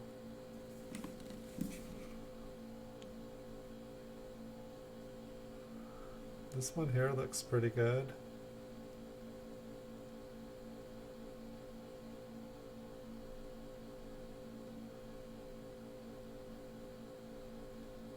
I think I finally sold it. I think I had like a half dime or what was it?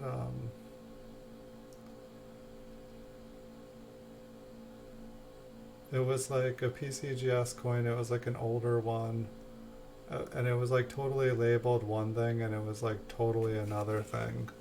It was like the right date and whatnot, but they didn't know what coin they were looking at when they labeled it, or just made a mistake. I think it said a half dime, but it was a dime. Like it's like normally the half dimes say like half dime on them, but instead it said dime. I think I had that one for a long time, but I think that one finally sold. And I clearly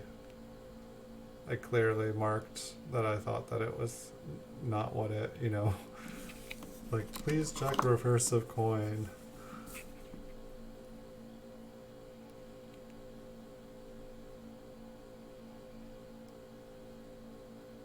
Let me know if you find anything else out. I'm really interested by all this.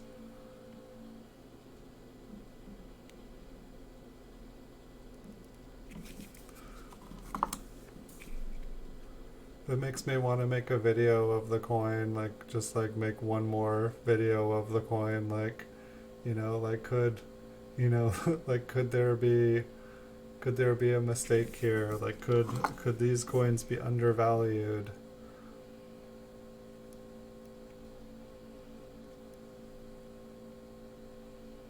Make a conspiracy theory. There's only 17 coins at 67. And how many of them are available? Are they all like, are there any on eBay? You were like, there was 5 minutes ago.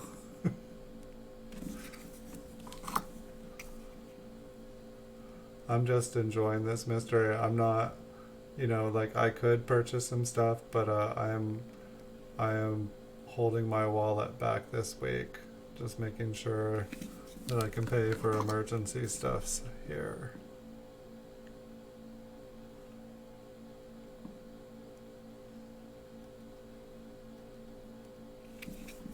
I mean, because there's no way I can know what, you know, what the other three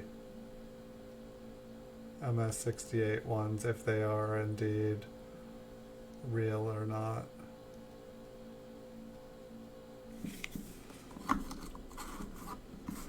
Alright, that's the rest of that box. Shall we do another box?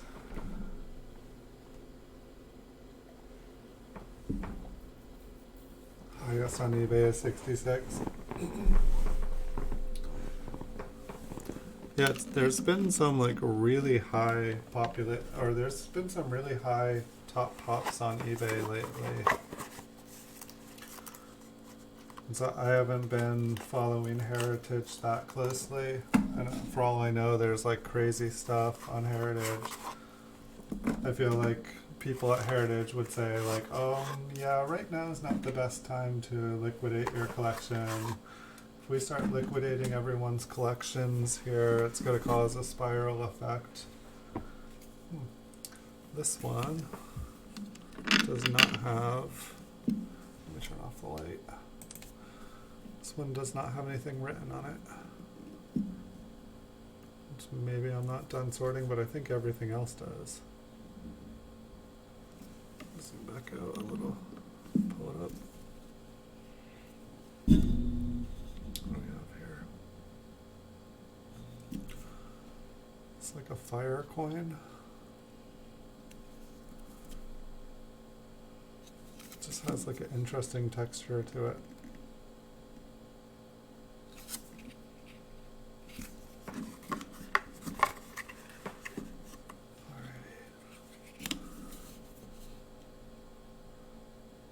Let's see, 53S.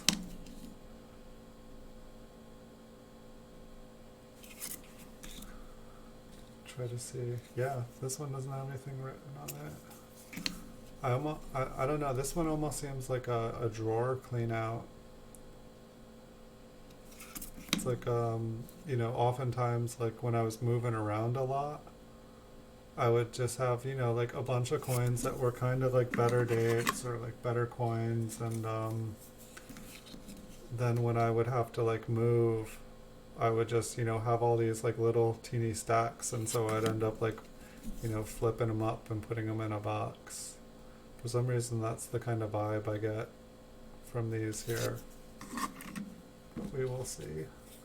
If we start seeing like, you know, different errors or something, this, I would say I'm probably wrong. Not that there couldn't be errors in it, but I think that these were, you know, just I was going through stuff and just pulling out better looking examples.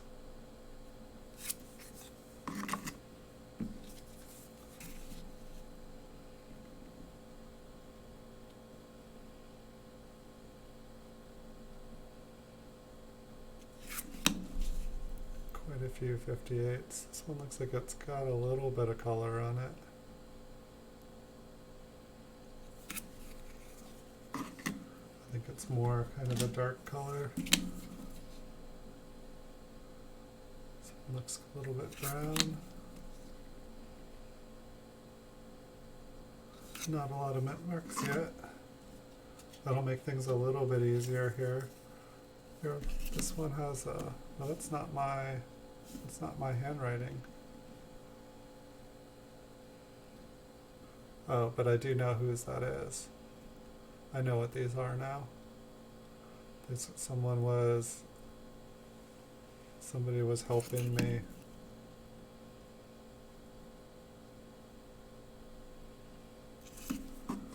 I know exactly what this box is now. That's crazy. This is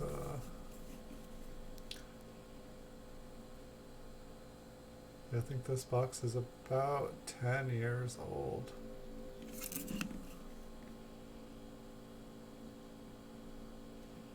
This was a kind of like second generation of my eBay store. Well, like those other ones we were looking at were kind of like the first generation. These were kind of like second generation. This is about a year before I started trying to buy out all the Flying Eagles and play Monopoly with Flying Eagle cents.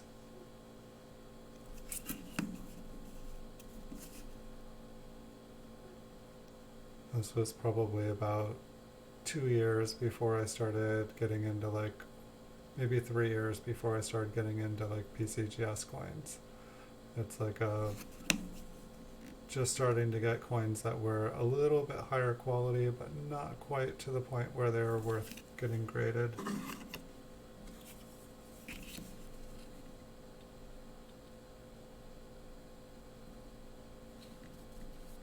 That's a little bit of green gunk down there. Ooh. I do not think that is metal. I think that is I don't know what it is on the coin. I thought it was on top of the flip, but it's not moving.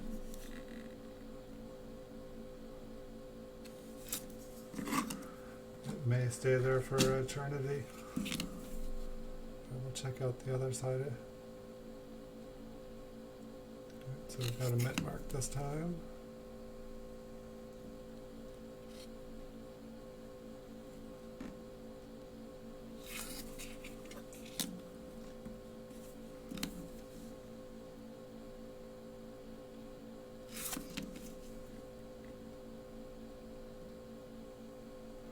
Well, these definitely look like a little bit of a step above a bunch of them.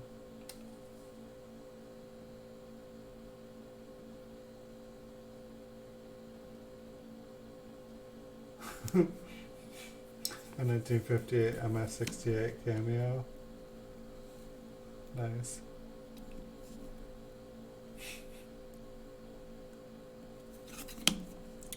I see on like eBay a lot, just, you know, like just people who I guess don't know what they're listing. Just so many people referring to, you know, they'll be like 1961D proof Lincoln Memorial cent. And I'm just like, wait, how? You know, they'll be selling rolls that'll be like, you know, like 10 proof rolls and like, you know, lowest price on eBay. And they'll be calling them proof coins. And I know that there's a lot of terminology, so I understand how people kind of like get stuff mixed up. It makes sense. But it seems like there's a lot of people like who are calling coins proof.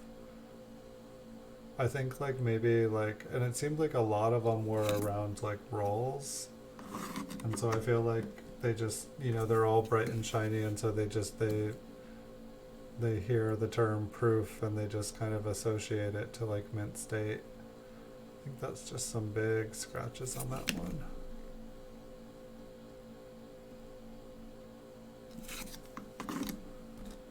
But these ones are a little bit, or at least most of them have been a little bit brighter than most of the coins we've been looking at.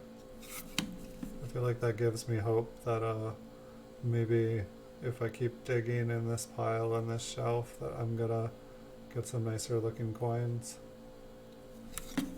Because I know at one point I was definitely, you know, taking the best of the best. This one I think has been cleaned.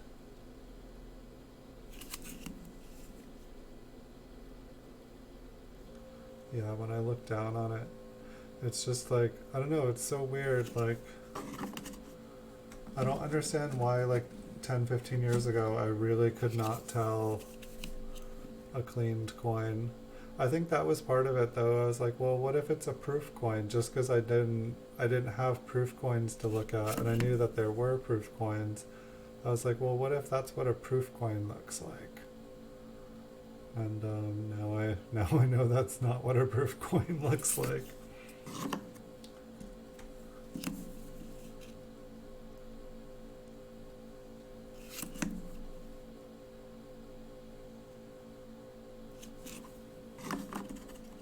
Sometimes we have to look at a lot of coins.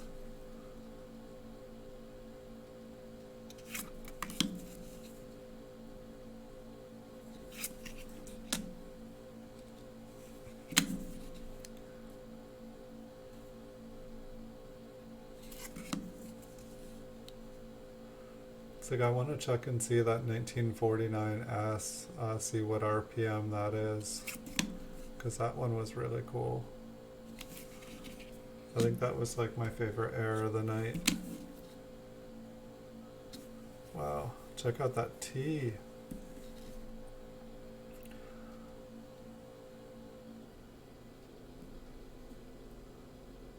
Just makes that T look huge. Like that's like a lot of extra metal on there. I want to see that one up close.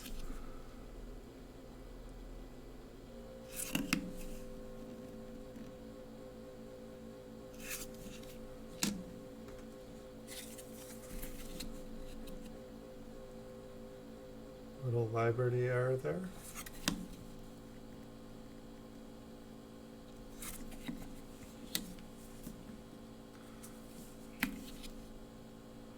Another Liberty error. It's funny though, like it's like I always used to find these Liberties, and I feel like I don't find them as much. Like, I mean, not that I've been sorting through as much, but I feel like the last couple of years that I was like still looking through bank bags, I was not finding nearly as many Liberties. Another Liberty. So this is a 54S. We'll see if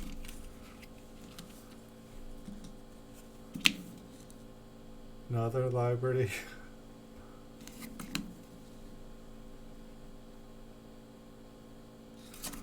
I have no, see that's the thing, like, see like when I buy a PCGS coin, like I know what to do with it. Can't even tell, I think the S got like scratched and pushed over.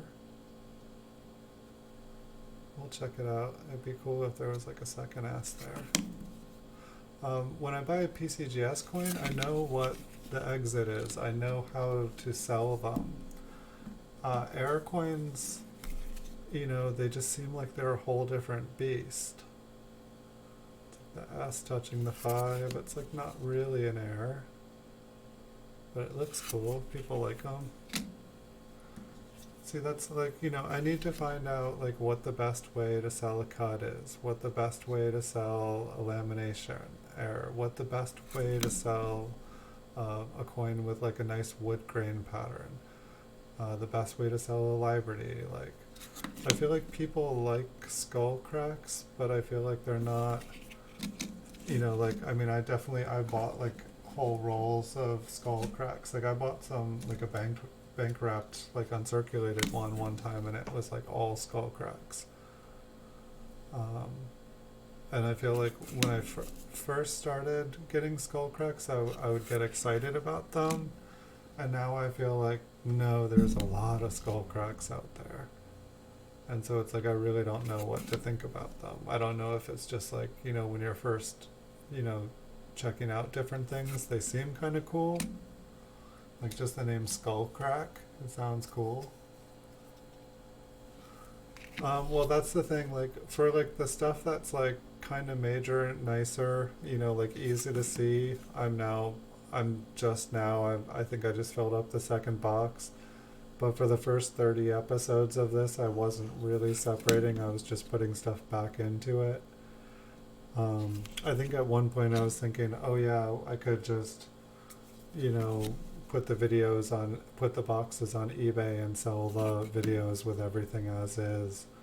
You know, it's like kind of by making the video, but then I realized that everything's kind of gotten mixed up, and so I'll probably, if I do anything like that, I'll probably have to remake the videos. But I was thinking about going back through everything.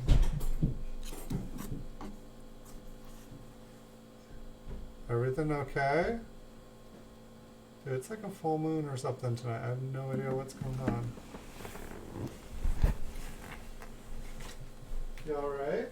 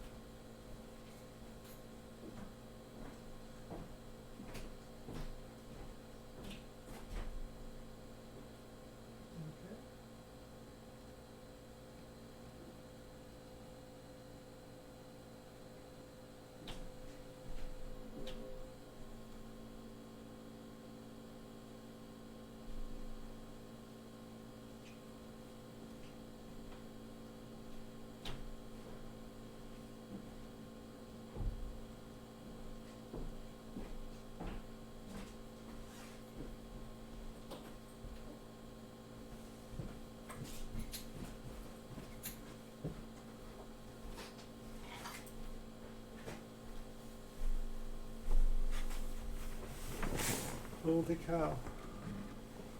I've matured, you guys. I mean, what, this is like episode 34 here? And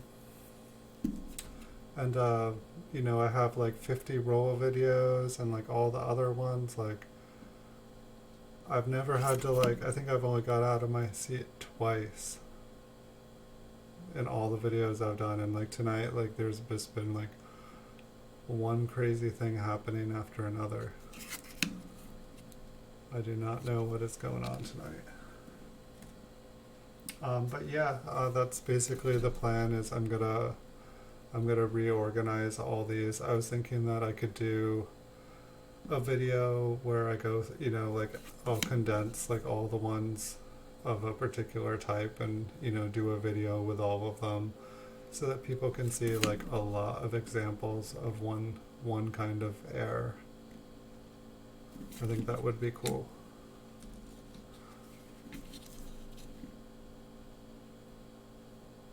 But yeah, like for some of them, I don't know what the value is like. So that's the thing about these kind of coins, is like with a graded coin, I know what the value of it is. But with some of these, it's like if I put them up and they go for nothing, there's that feeling of I spent all this time organizing that, finding them, organizing them, and like, you know, I've had some of these for decades now. And so it's kind of like, I don't want to just give them away, but I also don't know what they're worth. And if, you know, some of it is realizing that some of the stuff that I, you know, thought was worth a lot of money is not really worth a lot of money. And so it's kind of interesting like that.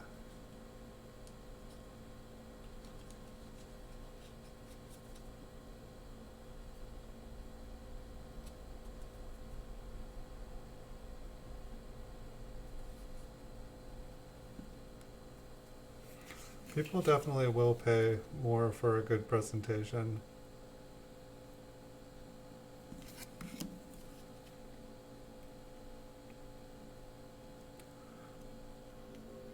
I mean, it's like, I like how, say like Chuck at Copper Coins, I kind of like how he has things set up where it's like, you know, he can open a beautiful roll of 1956, like original bank wrap, and it's like he knows how much he's going in on it, and every single coin in that roll will be sold before he even opens up the roll.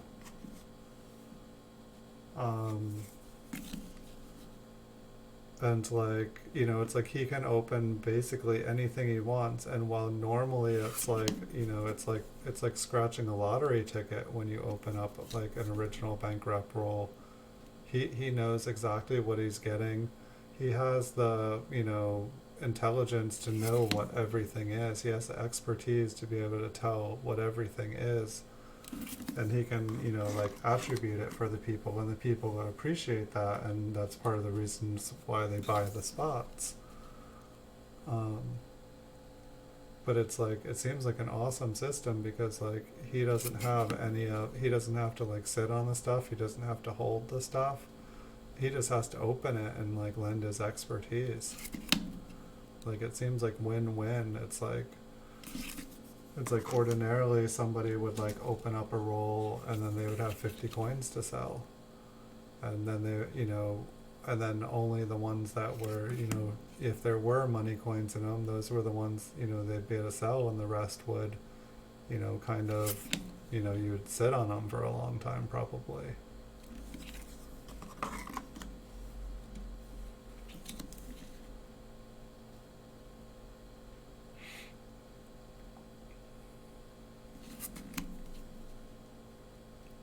One kind of looks like a wood grain.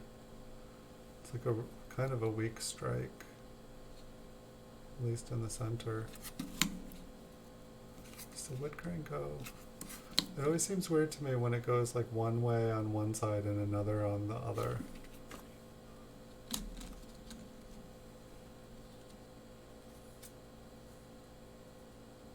.36 satin. Another one.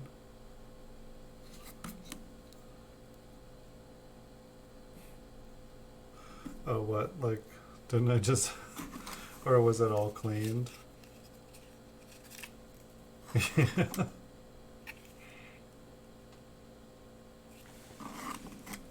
Well, see, that's the thing that, like, you know, that's the thing that, like, trips me out, like, with some of the older stuff is, like, you know, it's like sometimes the coin looks kind of weird or something doesn't look right, and it's like, is it just, like, a damaged proof coin? Like, it doesn't really look like a business strike. Like, what's going on with it? All my piles of cooler coins are starting to... Wait, what am I doing? Okay, over here. I was about to start going through the stuff we'd already gone through. Clean. Oh, it's starting to get later. You'll have a much easier time on messing with me.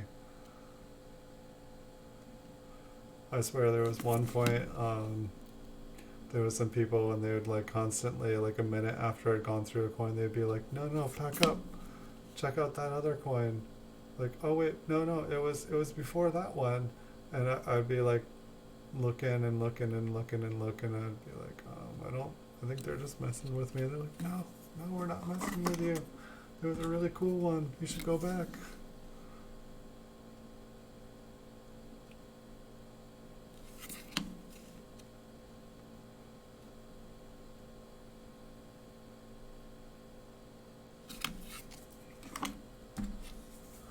Like, I definitely need to learn more. I mean, there's just so many, there's so much to learn about with coins. It's just, it kind of boggles my head. And it's like, I'm really just focused in Lincoln cents. And like, you know, it's like, I expand back, you know, to like Indian head cents and flying eagles and large cents and stuff. But it's like, I guess I'm just kind of in one denomination for the most part.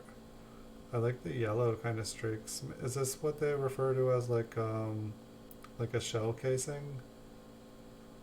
Like from all the recycled bullets from the Second World War, that they have like kind of some sulfur in them, like a brass casing.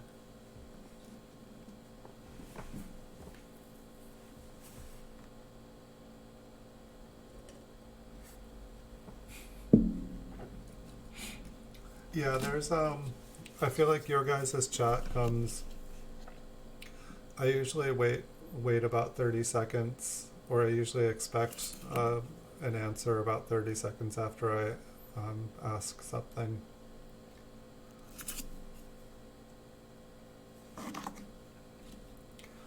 I guess it's like one easy thing. It's like, oh, is this a proof coin?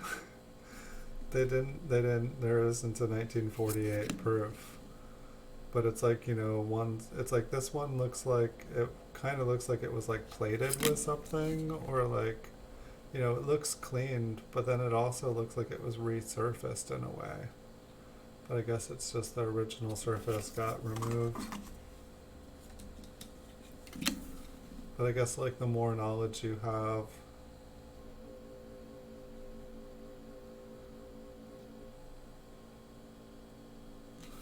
it's like, I always thought it was funny, like there would be, or I think you were asking like if I had like a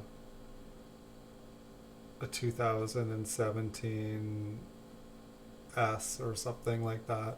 But it's like, I remember there was like a couple places in my like collection where I had like a hole, and I was like still trying to find that penny, could not find that penny, and just didn't realize that the mint didn't make a penny that year for that. There wasn't a penny from that mint for the year. It's like stuff like that cracks me up.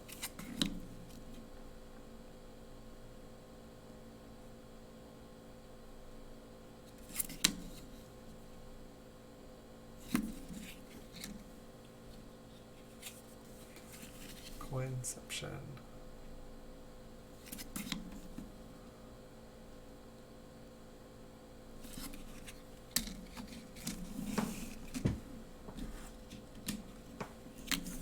I have a feeling this stream is going to go pretty late here.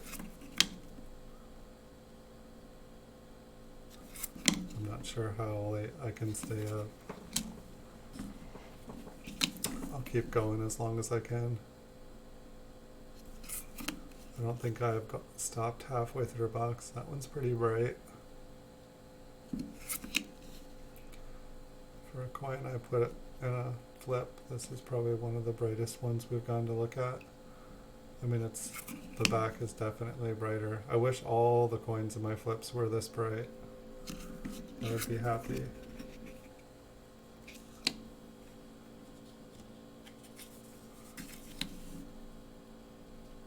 Yeah, I'm not sure 2017 is. Yeah, I'm not even sure if I have. I'm not even sure if I have the proof that for that year, let alone the special proof. I think I have a Philadelphia and a Denver mint, but I don't think I have the special proof. I think I might have like one 2010 special proof, but I don't think I have any of the special proofs past then. It seems I don't ever see them up on eBay for sale. Maybe they are up there for sale, but I don't. They're just so expensive. They go over like some coins because of where they're priced at. It's like they're invisible to me. I just scroll right by them.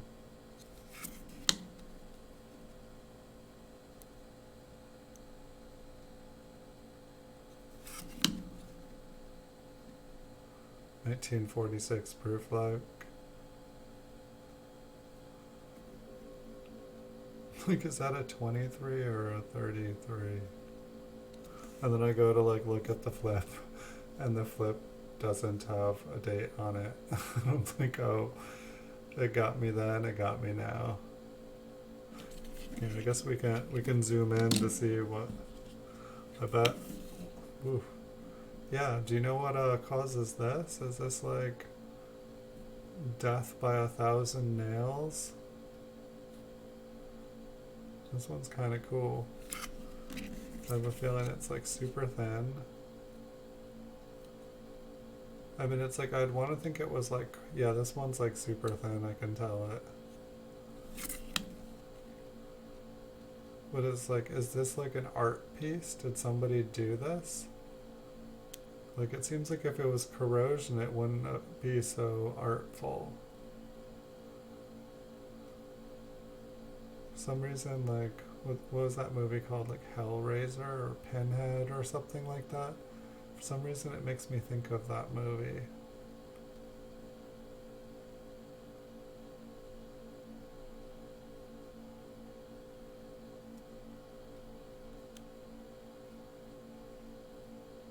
Like, I'd say this coin is about half, if I'm remembering this one right, it's about half the thickness of a normal penny.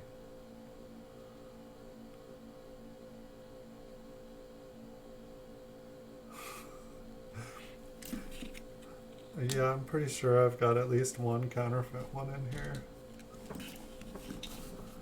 Well, that was one of the reasons I stopped with the flying eagles. I think is like when like the population reports that I was finding about like the like expected survival estimates and stuff like that.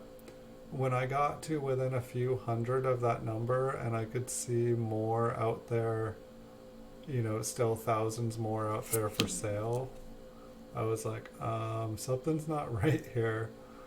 And it started to make me think that, like, you know, like, okay, there's been other countries counterfeiting stuff for years.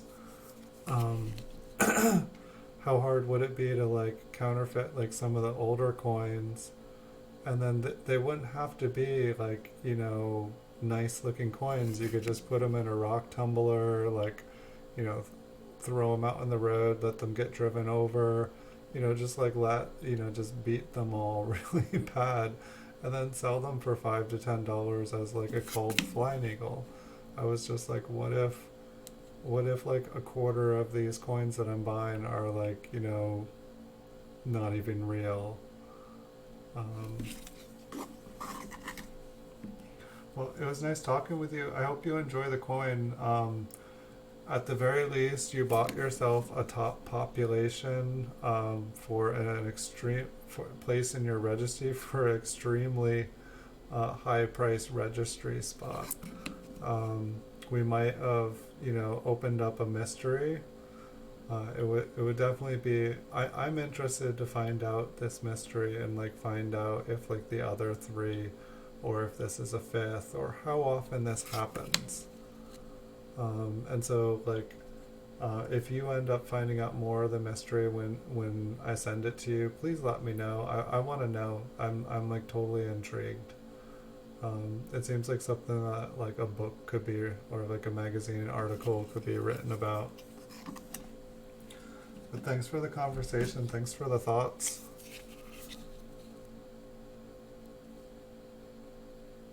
And if I did sell you a $5,000 coin for $50, I hope you enjoy it and love the heck out of it. Like, whoa, that's a pretty cool looking one. It looks like it just got like filleted back, but it looked like it almost looks like it looks like the wheat stalk was struck first and it got filleted back over it.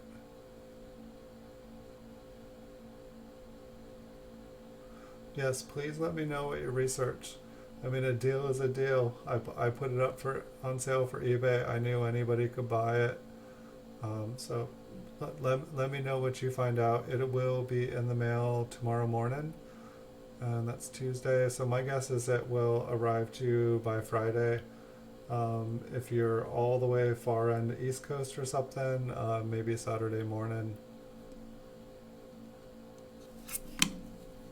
But it will go out.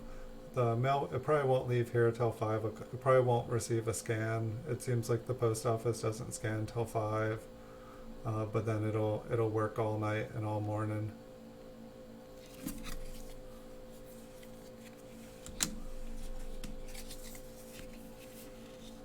I wish you a good night. I hope to see you again. I've got tons more coins to look through here. I will do my best to find some more cool ones.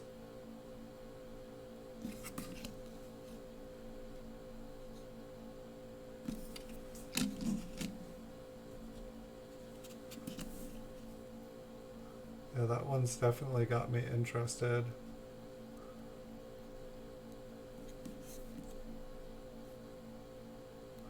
It's like I almost want to say like it had happened once before where I got a proof coin like that and it was labeled as a mint state. And I have one more coin coming from Sirius, same year, same mint, or same date and everything. So I'd be curious to see if they send me a second one or not.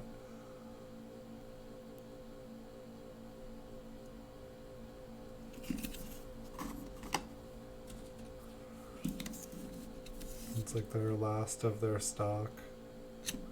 But I don't remember seeing, if I did get one like that, I've already sold it because when I did add the video to the end of all my listings, when I was updating everything to having videos, I do not recall making a video of one like that.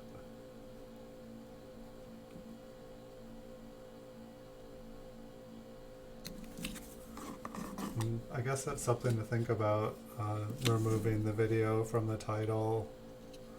I guess it's also something to think about if I, it's like I've made all the videos. I could, now update the titles and stuff and make a title that would get more attention and attract more views. Probably wouldn't be a bad idea.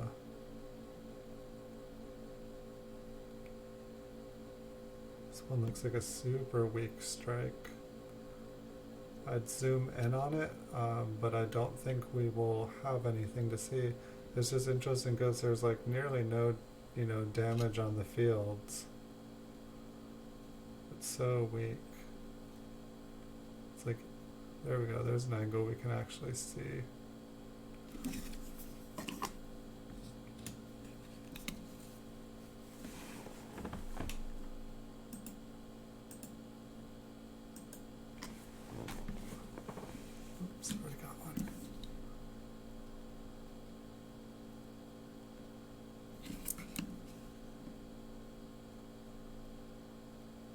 weak strike on the reverse this time.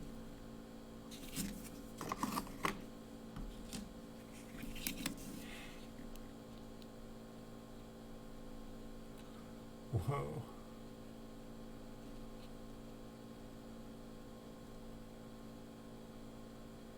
I think the letters, I mean, I guess it's a super weak strike at the top on this one too, but it's like everything is like super flat. I think I would like to see that one up close, and yeah, like America is half gone. I mean, I guess it's just machine damage. I'm guessing we're gonna have a whole bunch of here. Okay, so we've got a poor man double die here. I feel like we still haven't, maybe we'll hit like I think I see a bunch of 55s here. Maybe we'll hit a plethora of them. Because I feel like I found a lot of poor man's double dies. But I feel like we haven't really seen almost any in any of the episodes. Little tiny die chip on the reverse.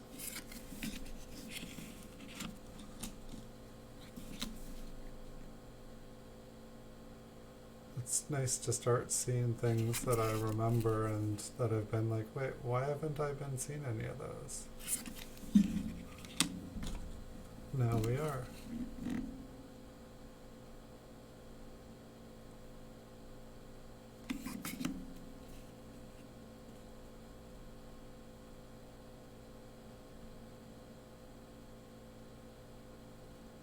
It's just scratches. I almost felt like I was seeing a different image on the center of the coin.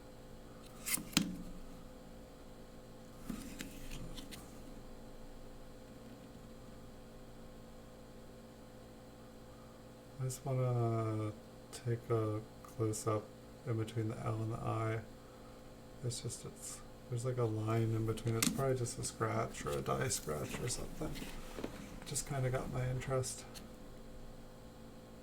And this one has the exact same thing. It must have gotten my interest at one point in the past. To have two coins with 1954 Ps right on top of each other in a box. Wow, that one's cool. It's kind of a sulfurous woody. And I guess I would assume it's like a, I don't think it's cleaning.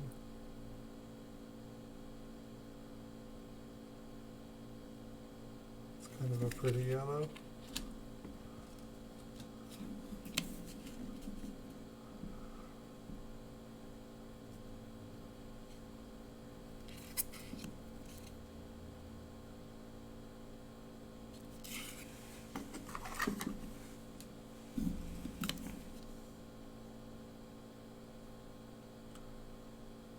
Die crack on Lincoln's head. A very poor man's a very poor man. Double die. We'll take a look at it. Just see. Happy little pop up.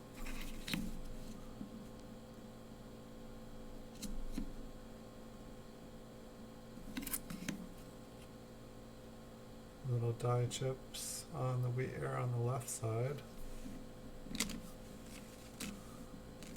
Clean up my stacks. They are getting all over the place.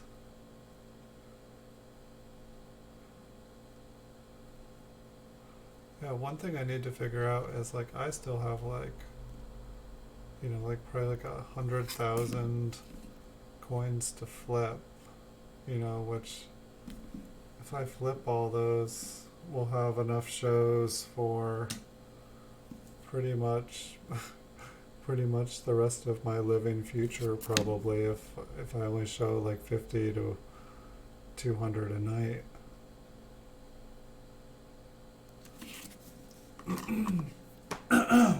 Excuse me. God, that's probably super loud on the mic. Sorry, guys.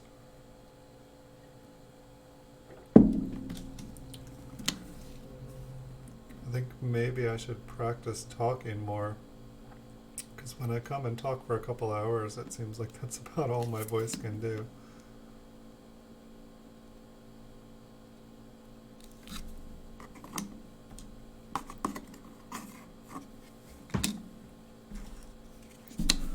Alright, we've got maybe about 15, 20 more in this box, and then we will zoom in the microscope and we'll check out the mint marks up close. And we'll check out some of the more interesting coins that we put to the side. It's like Lincoln lost a little copper on the back of his head there.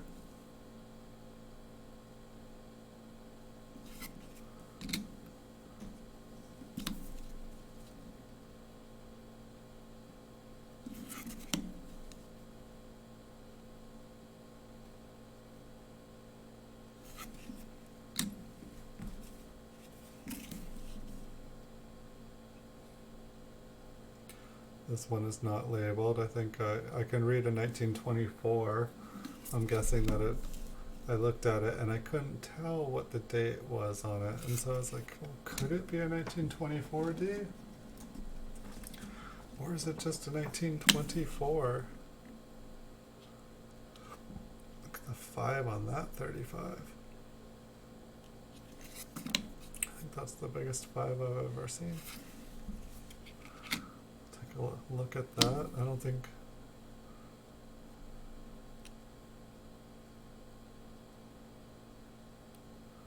something feels different about this one.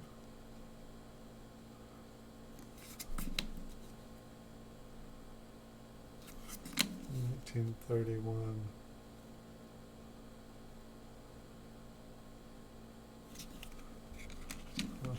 I wonder if it was the same reason as the 24. It's like, oh, is it a 31S? Did I find a 31S? We'll take a look at that poor man double die.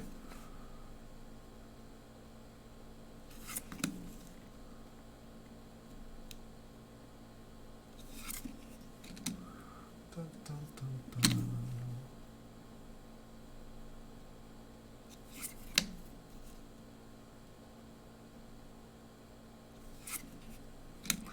Kind of funny. It's like, I don't know if you all have watched a movie or read a book, and then it's like, for me it's like I can't like watch the same movie and over and over and over again, like, or I can't read the same book no matter how good it is usually. Need some focus here. But it's like after like a considerable amount of time, it's like I can read it again, and because of like the change in perspective of my life, I can appreciate it again. Like it's like, even though I remember and the plots and stuff, as life changes, I see things from different points of view and stuff, and so I appreciate it from a different place in life.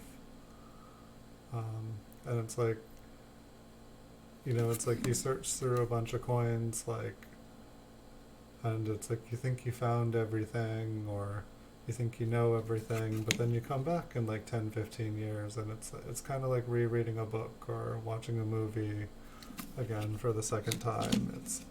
That's kind of what like looking through these coins feels like to me, because I've already looked through all these coins at least once before, like maybe twice while organizing them, or like, taking a closer look to see if something is like cool. And so it's just kind of interesting to me getting to do it all again. And it's like, the way I'm doing it right now, where this isn't the final destination for them in my life, I'm probably gonna be looking at them again. And this one's got like a little tiny eye or something. Maybe the B is bigger. I don't know, that I next to that B. I just want to put one coin aside and then like look back at that, like, okay, that eye looks tiny too. But what if I put all these ones here, because they all look like they were tiny eyes. Alright. But yeah, I need to like take some time and like, nice skull crack on this one. I need to figure out what the plan is, and I need to figure out what that like thing going across the coin is there. I mean, it definitely looks like it was there. Well, no, it kind of does look like it goes through the end. It kind of looks like the wheat is on top of it, but then I mean, is it just struck through?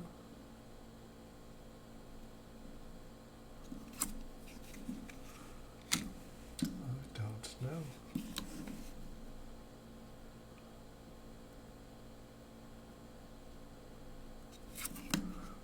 So it's funny, while I've been streaming, I sold a 68S and I sold a 69S. What will be next? 70S? I actually haven't checked my eBay here for quite a bit. Not since Andrew said, oh no, I just bought it. I just binned it. It's gone.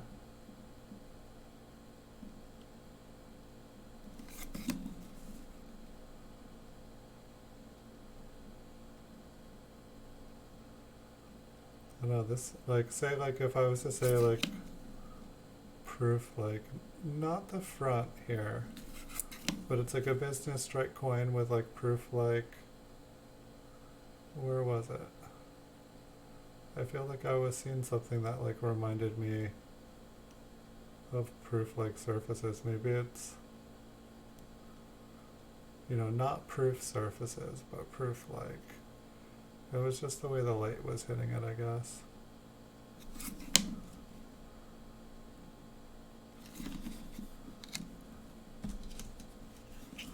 So that's another weird thing, is like, all the coins that I have that are labeled proof like or PL by PCGS, none of them, they all show up as a 0 in my PCGS registry.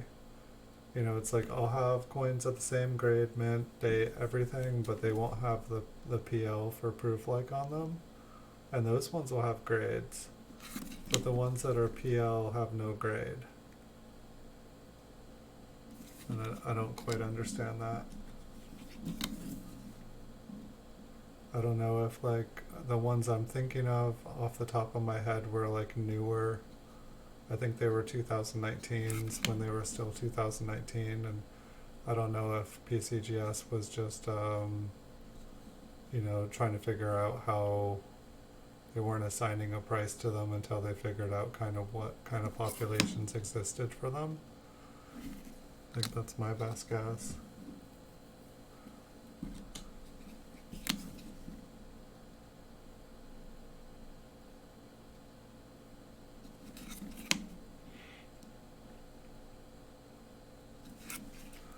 Looks like we've got a nice little pile of 56Ds here.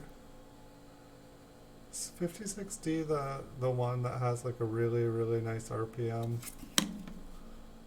That'd be a fun way to end our night.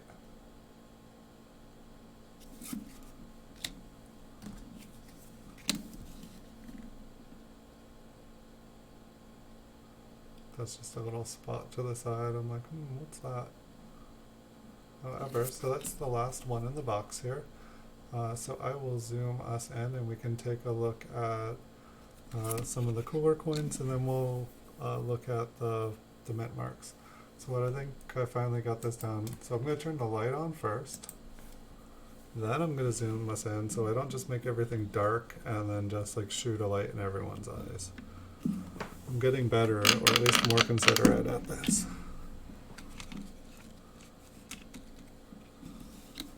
Alright, so we might have to focus here one more time.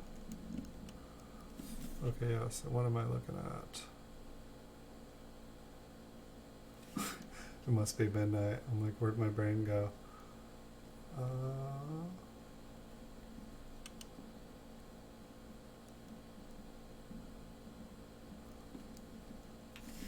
Hold on, what were we just looking at? Silly me. Yeah, I'm tired. Well, let's look at Liberty and see. There were the two ones with a scratch. I mean, that's all looking great.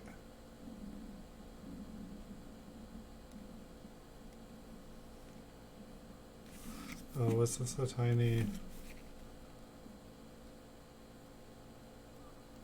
I think this one had a tiny die chip on it, and I flipped it over because it had...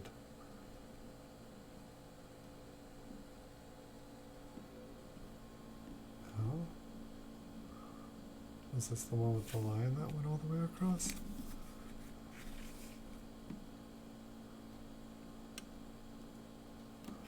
I have lost myself. Okay, here, right, let's skip that one. Let's get ourselves together here. Is this the one with the line? I mean, maybe they were both the ones with the line. Okay, so that, I guess, is the line that I was seeing. So the L has basically been mangled.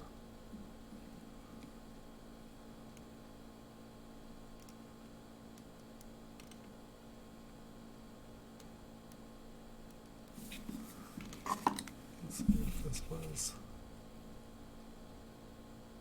Okay, so I think that other one must have been the L too. Alright, so this was a 31, and I think I just was wanting to believe it was a 31S, of course.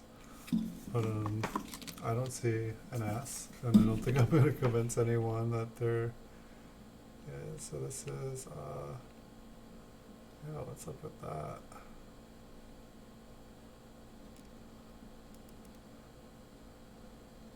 This one looked like a giant 5, but then it's like there almost looks like there is like a 1. That would be like a really skinny 1.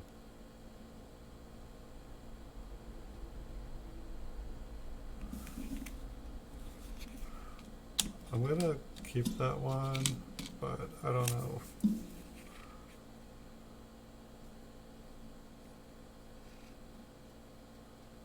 So this one's on its back. So I'm assuming it just had a little die chip on it. Alright, just a little die chip. I'll put it in the die chip pile. This one is on its front. 55, it was probably one of the poor men. Kinda. Very, very, very poor man. A half a 5. I feel like sometimes these are all doubled from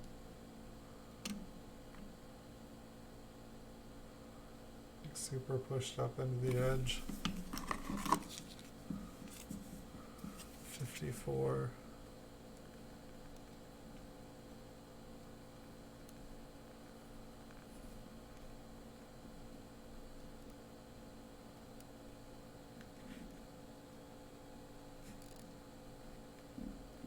What is that?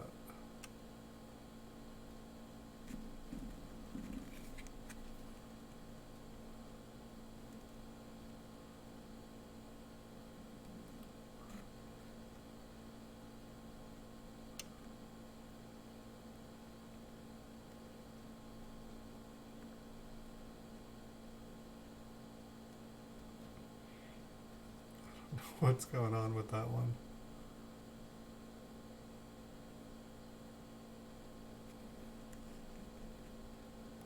It almost looks like it had writing.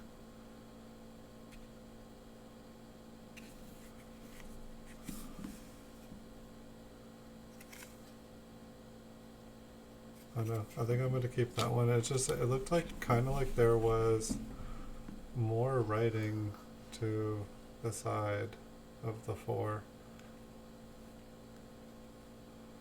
But yeah, this is the second one in a row here. Why did I put these here?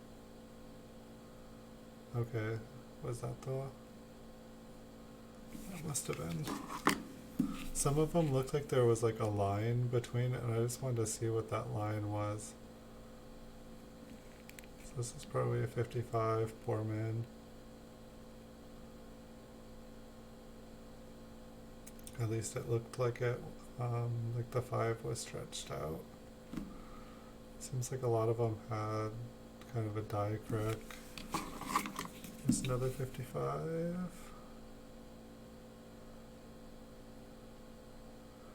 These just look like they have really, really worn dies. Another 55. I think at least one of these when I started putting them up there, it looked like it had a decent 4-man doubling, but none of these are really looking too strong. Right, this one is on its back, so there should be something.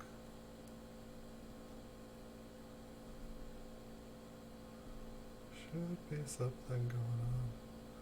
Alright, so we've got like a die crack or lamination, like the whole, yeah, it's just like all the metals, all kinds of busted. Whoa. Oh, this is the one that's all, it just like it flipped over. Like all this here, this whole area here, it all flipped over up here and like crushed down on it. Yeah, I think I'll keep that one.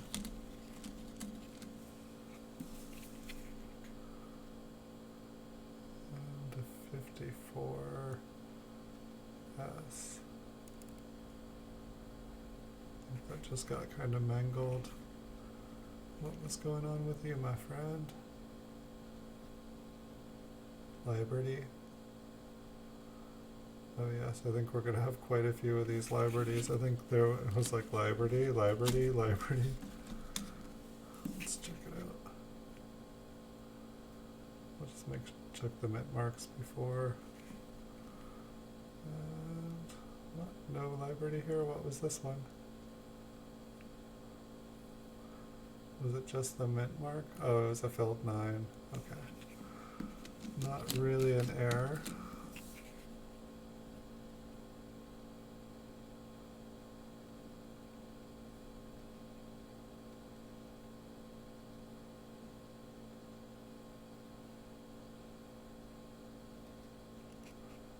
Another filled 9. It's a classy looking L there.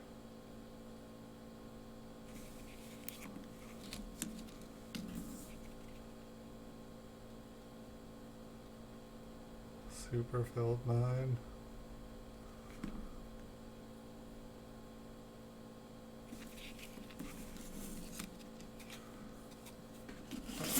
Do a third suck. There were a lot of errors in these boxes, or at least a lot of odd coins. Yeah, so what's going on with this one? So the 5.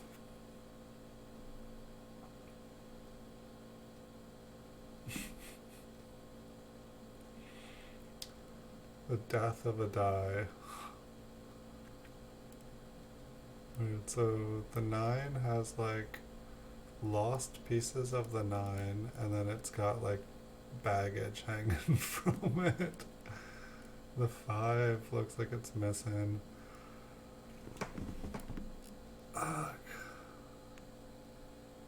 So I believe there was an S there. I don't even know what happened to this die. Like this is pretty, that's pretty like end of life die, don't you guys think?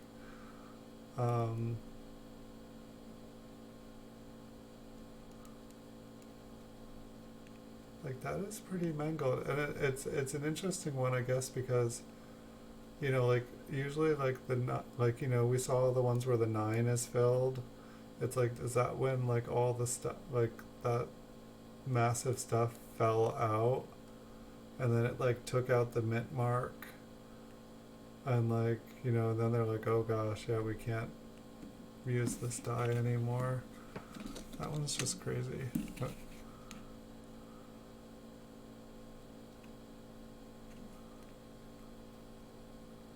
alright, another Liberty.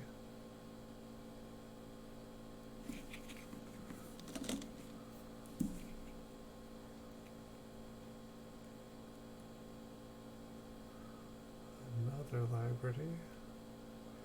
Just keep checking the mint marks while we do them. I think there were quite a couple when we were doing it earlier. I was just like Liberty.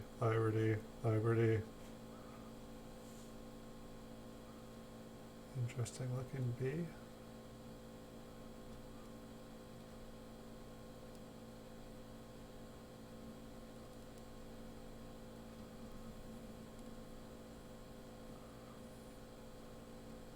filled 9.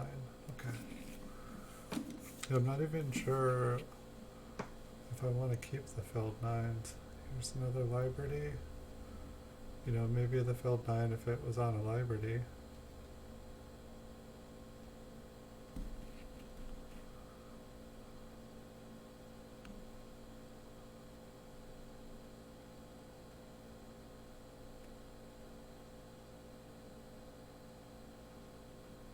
Crazy ass.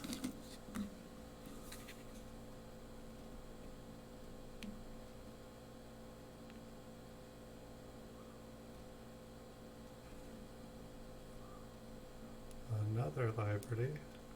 I mean, some of these, like, I don't even know if they qualify as a Liberty. If it, you know, like some of them it looks like an I in between. And then some of oh yes, this T.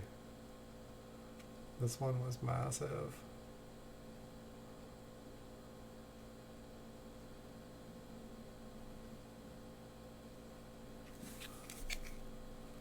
Was there anything on the back of this one?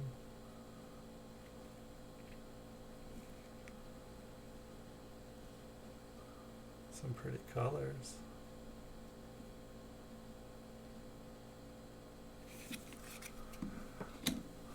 Alright, pretty much tonight is gonna give me like an entire box of like different like air coins and air slash damage slash lamination slash woody. Not a bad night. And we still have a bunch of mint marks here to go through. Maybe we will, I think we've got a lot of 1956 Ds. And nobody has gotten to look at these since I looked at them 10, 20 years ago with just my naked eye. Like, I didn't used to use a loop or a microscope or anything. I had a loop when I was a kid, but they just always made me kind of go cross-eyed, so I never used them. It's like sometimes I would like pull out a magnifying glass if like I like couldn't tell, like say like the 1931 and the 1924. It's like, you know, sometimes you want to imagine that, oh yeah, there could be a mint mark there. There really could be. There could be. But from what I found, like if I don't feel like I can see it with my naked eye when I pull out the magnifying glass, especially on really worn, messed up coins, I'm not going to see anything with the magnifying glass. It's just going to be, there's not going to be enough detail left to magnify.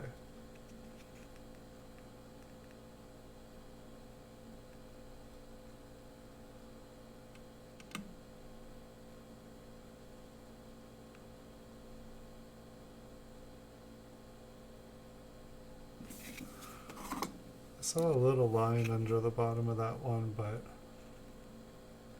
if I find an RPM, I want it to be like, you know, like really cool looking.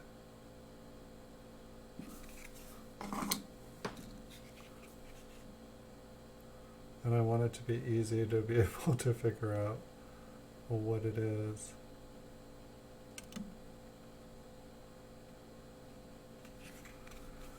I'll check that out from a different angle. That one looks a little bit interesting, like, I don't know, it could just be,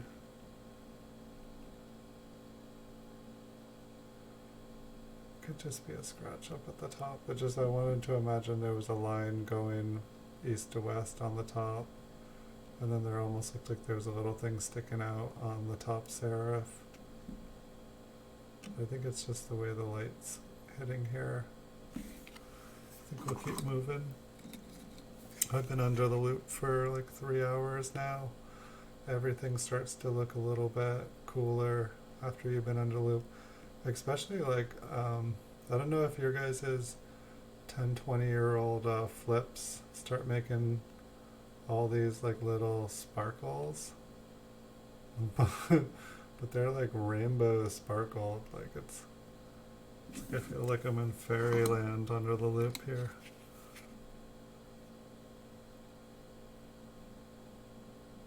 I guess those little sparkles are better than when we get all that little kind of like white dust.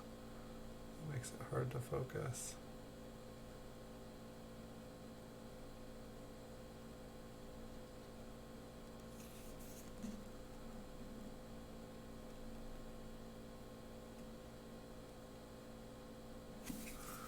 I'll pass on it.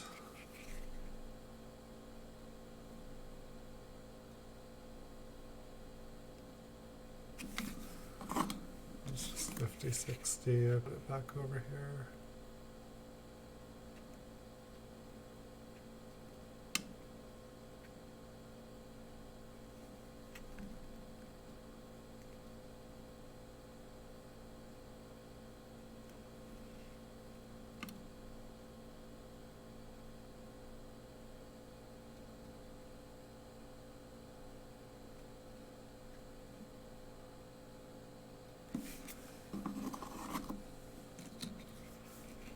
Just keep on looking. So we've got about 30, 40 more. Maybe we'll get lucky. We found a cool one right at the end in the last box earlier.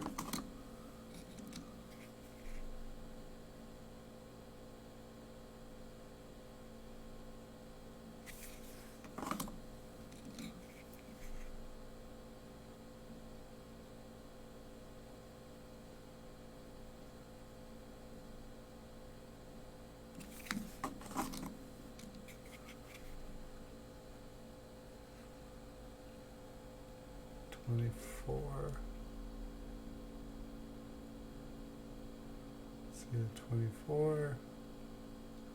I see nothing more. That would be too far down.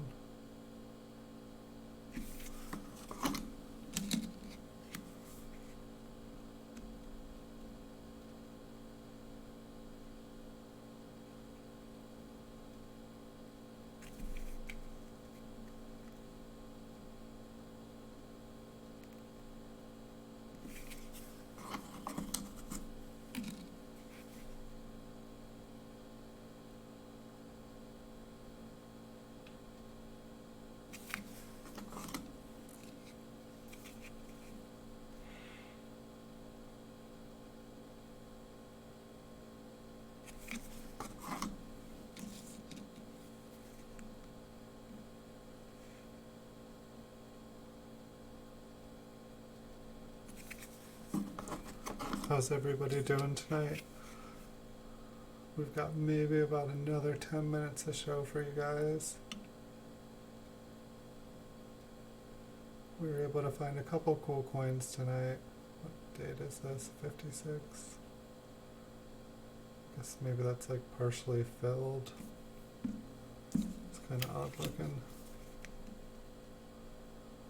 And let's see. Yeah, I think I just want to say I couldn't tell if this was a 33 or a 23. I think it's a 23.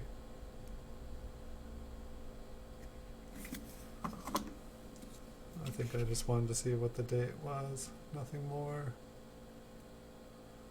46.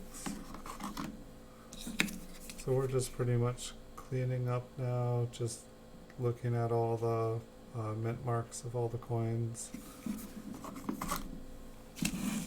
One more stack here. There was one really cool mint mark earlier. I mean, there were a couple.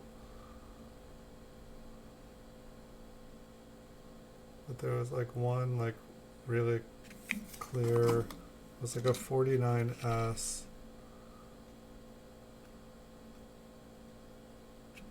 I don't know what exactly to call it, but it was basically like there was to the west, there was like kind of like the remnants of another S. Like it wasn't as high, but it was like, you know, well over. This one looks like super worn. That S is practically gone.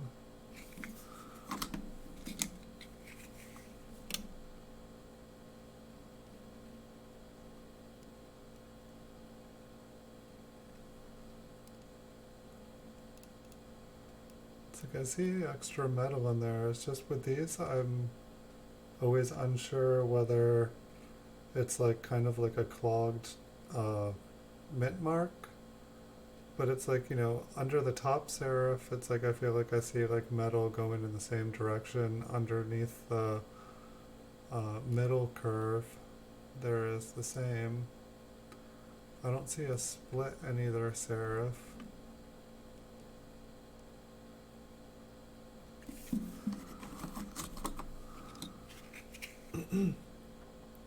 There was definitely metal going in the same directions.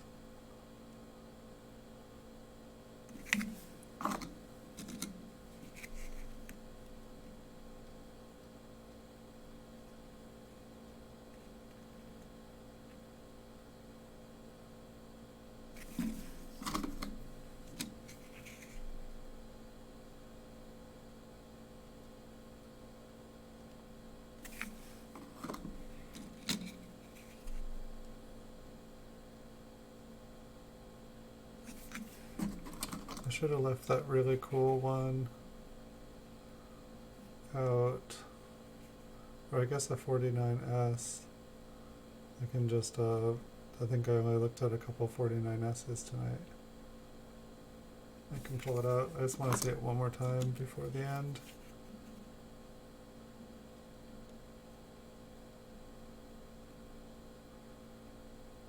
That one looks kind of cool.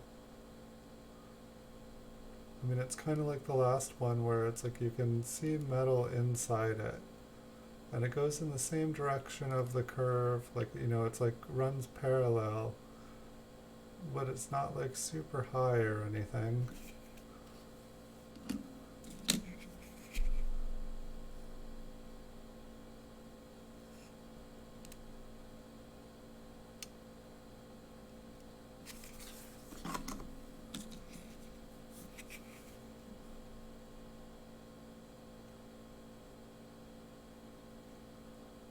Isn't there something else about this? I guess it would have been in the other pile if it was.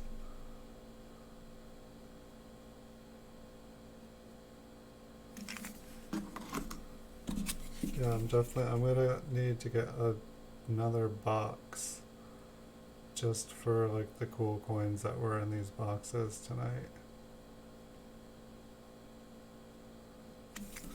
Alright, let me see if I can quickly find the 49S, because I don't think a couple of y'all were in here.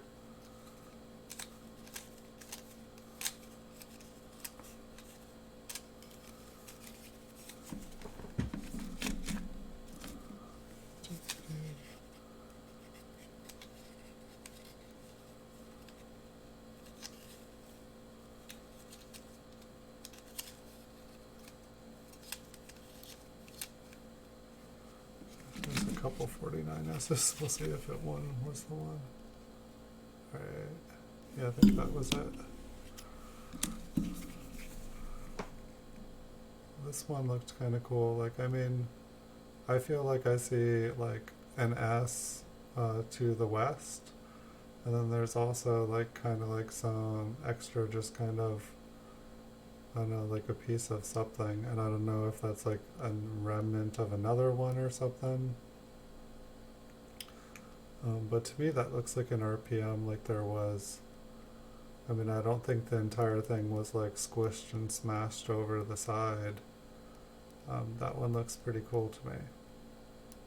Like that one I'm definitely going to keep. I know the S itself is kind of smashed. You know, the penny itself, it's got some damage. It's definitely not the prettiest. We saw a couple really nice ones. I feel like in averaging out, like some of the coins tonight were quite a bit better than a bunch of the boxes that we've gone through. This one obviously is not the best condition here, but it's like you can see this one, you know, it's like not even really zoomed in here. You know, you can see that there's something going on with the S there, which is kind of cool. So let's see, tonight is Monday, which is not a night I normally stream on. So Basically, if you guys are new to the channel, my goals here are streaming on Wednesday and Saturdays at 9 o'clock. Usually just like an hour or two. Sometimes it's a coin vault has opened where I go through coins from boxes kind of like this that I flipped like 10, 15, 20 years ago while going through rolls and bags of unsearched coins. And so this is me kind of the first time. I guess at one point I started to flip them from the rolls, but then I just put them in these boxes trying to preserve them. And so this is me kind of going through them and trying to figure out what I have and what I found. And now I have a microscope so I can show you guys, and I can see things a little bit better, a little bit clearer. And so basically on Wednesdays and Fridays, this is the plan. Sometimes I go through like rolls of like coins still in their cellos, like proof wheat cents still in their cellos. I usually do like 50 at a time. Sometimes I have a lot of flying eagle cents, and so I've been making rolls of 50 of those and making videos for eBay. And then throughout the day for my work, I make just like short videos of PCGS graded coins. So sometimes I do like 5 or 10, sometimes like on the weekend I'll do like 100 of them. And so those are mostly high grade PCGS coins, and that's pretty much what I do for work. And then going through coins like this is just kind of for fun. And so if you guys ever have any questions, I'm happy to help try to answer questions. I'm trying to learn myself. This is one of the reasons I do this online on YouTube, is that there's other people who know a lot more than me, and I'm thirsty and hungry to learn more. So if I ever say something incorrect, you guys are free to correct me. And if you guys have questions, I'm happy to try to help. But alas, it's past midnight here, and so I'm going to call it a night. Wednesday will be my next guaranteed stream. I usually start about 9 o'clock, and whenever I can, I will be doing bonus streams. And if I'm planning on doing a bonus stream, I will try to set up a video announcement so that people can know that I'm going to be streaming later. And as it kind of gets closer to 9 o'clock, if I'm doing shorter videos, I'll try to give people a heads up that way too. But if you guys enjoy, feel free to like, subscribe, share the channel out. And I appreciate you guys, and thank you everyone for the support. I've got like 3,850 plus videos on my channel now, all coin related, and I couldn't have done it all without your guys' support. You guys give me the energy to work hard. So thank you everyone. I wish you all a good night, and I will hopefully get to see you guys tomorrow night on the stream. But Wednesday is the next night I definitely can. So thanks everyone so much. I wish you a good night, and I'll see you in the future.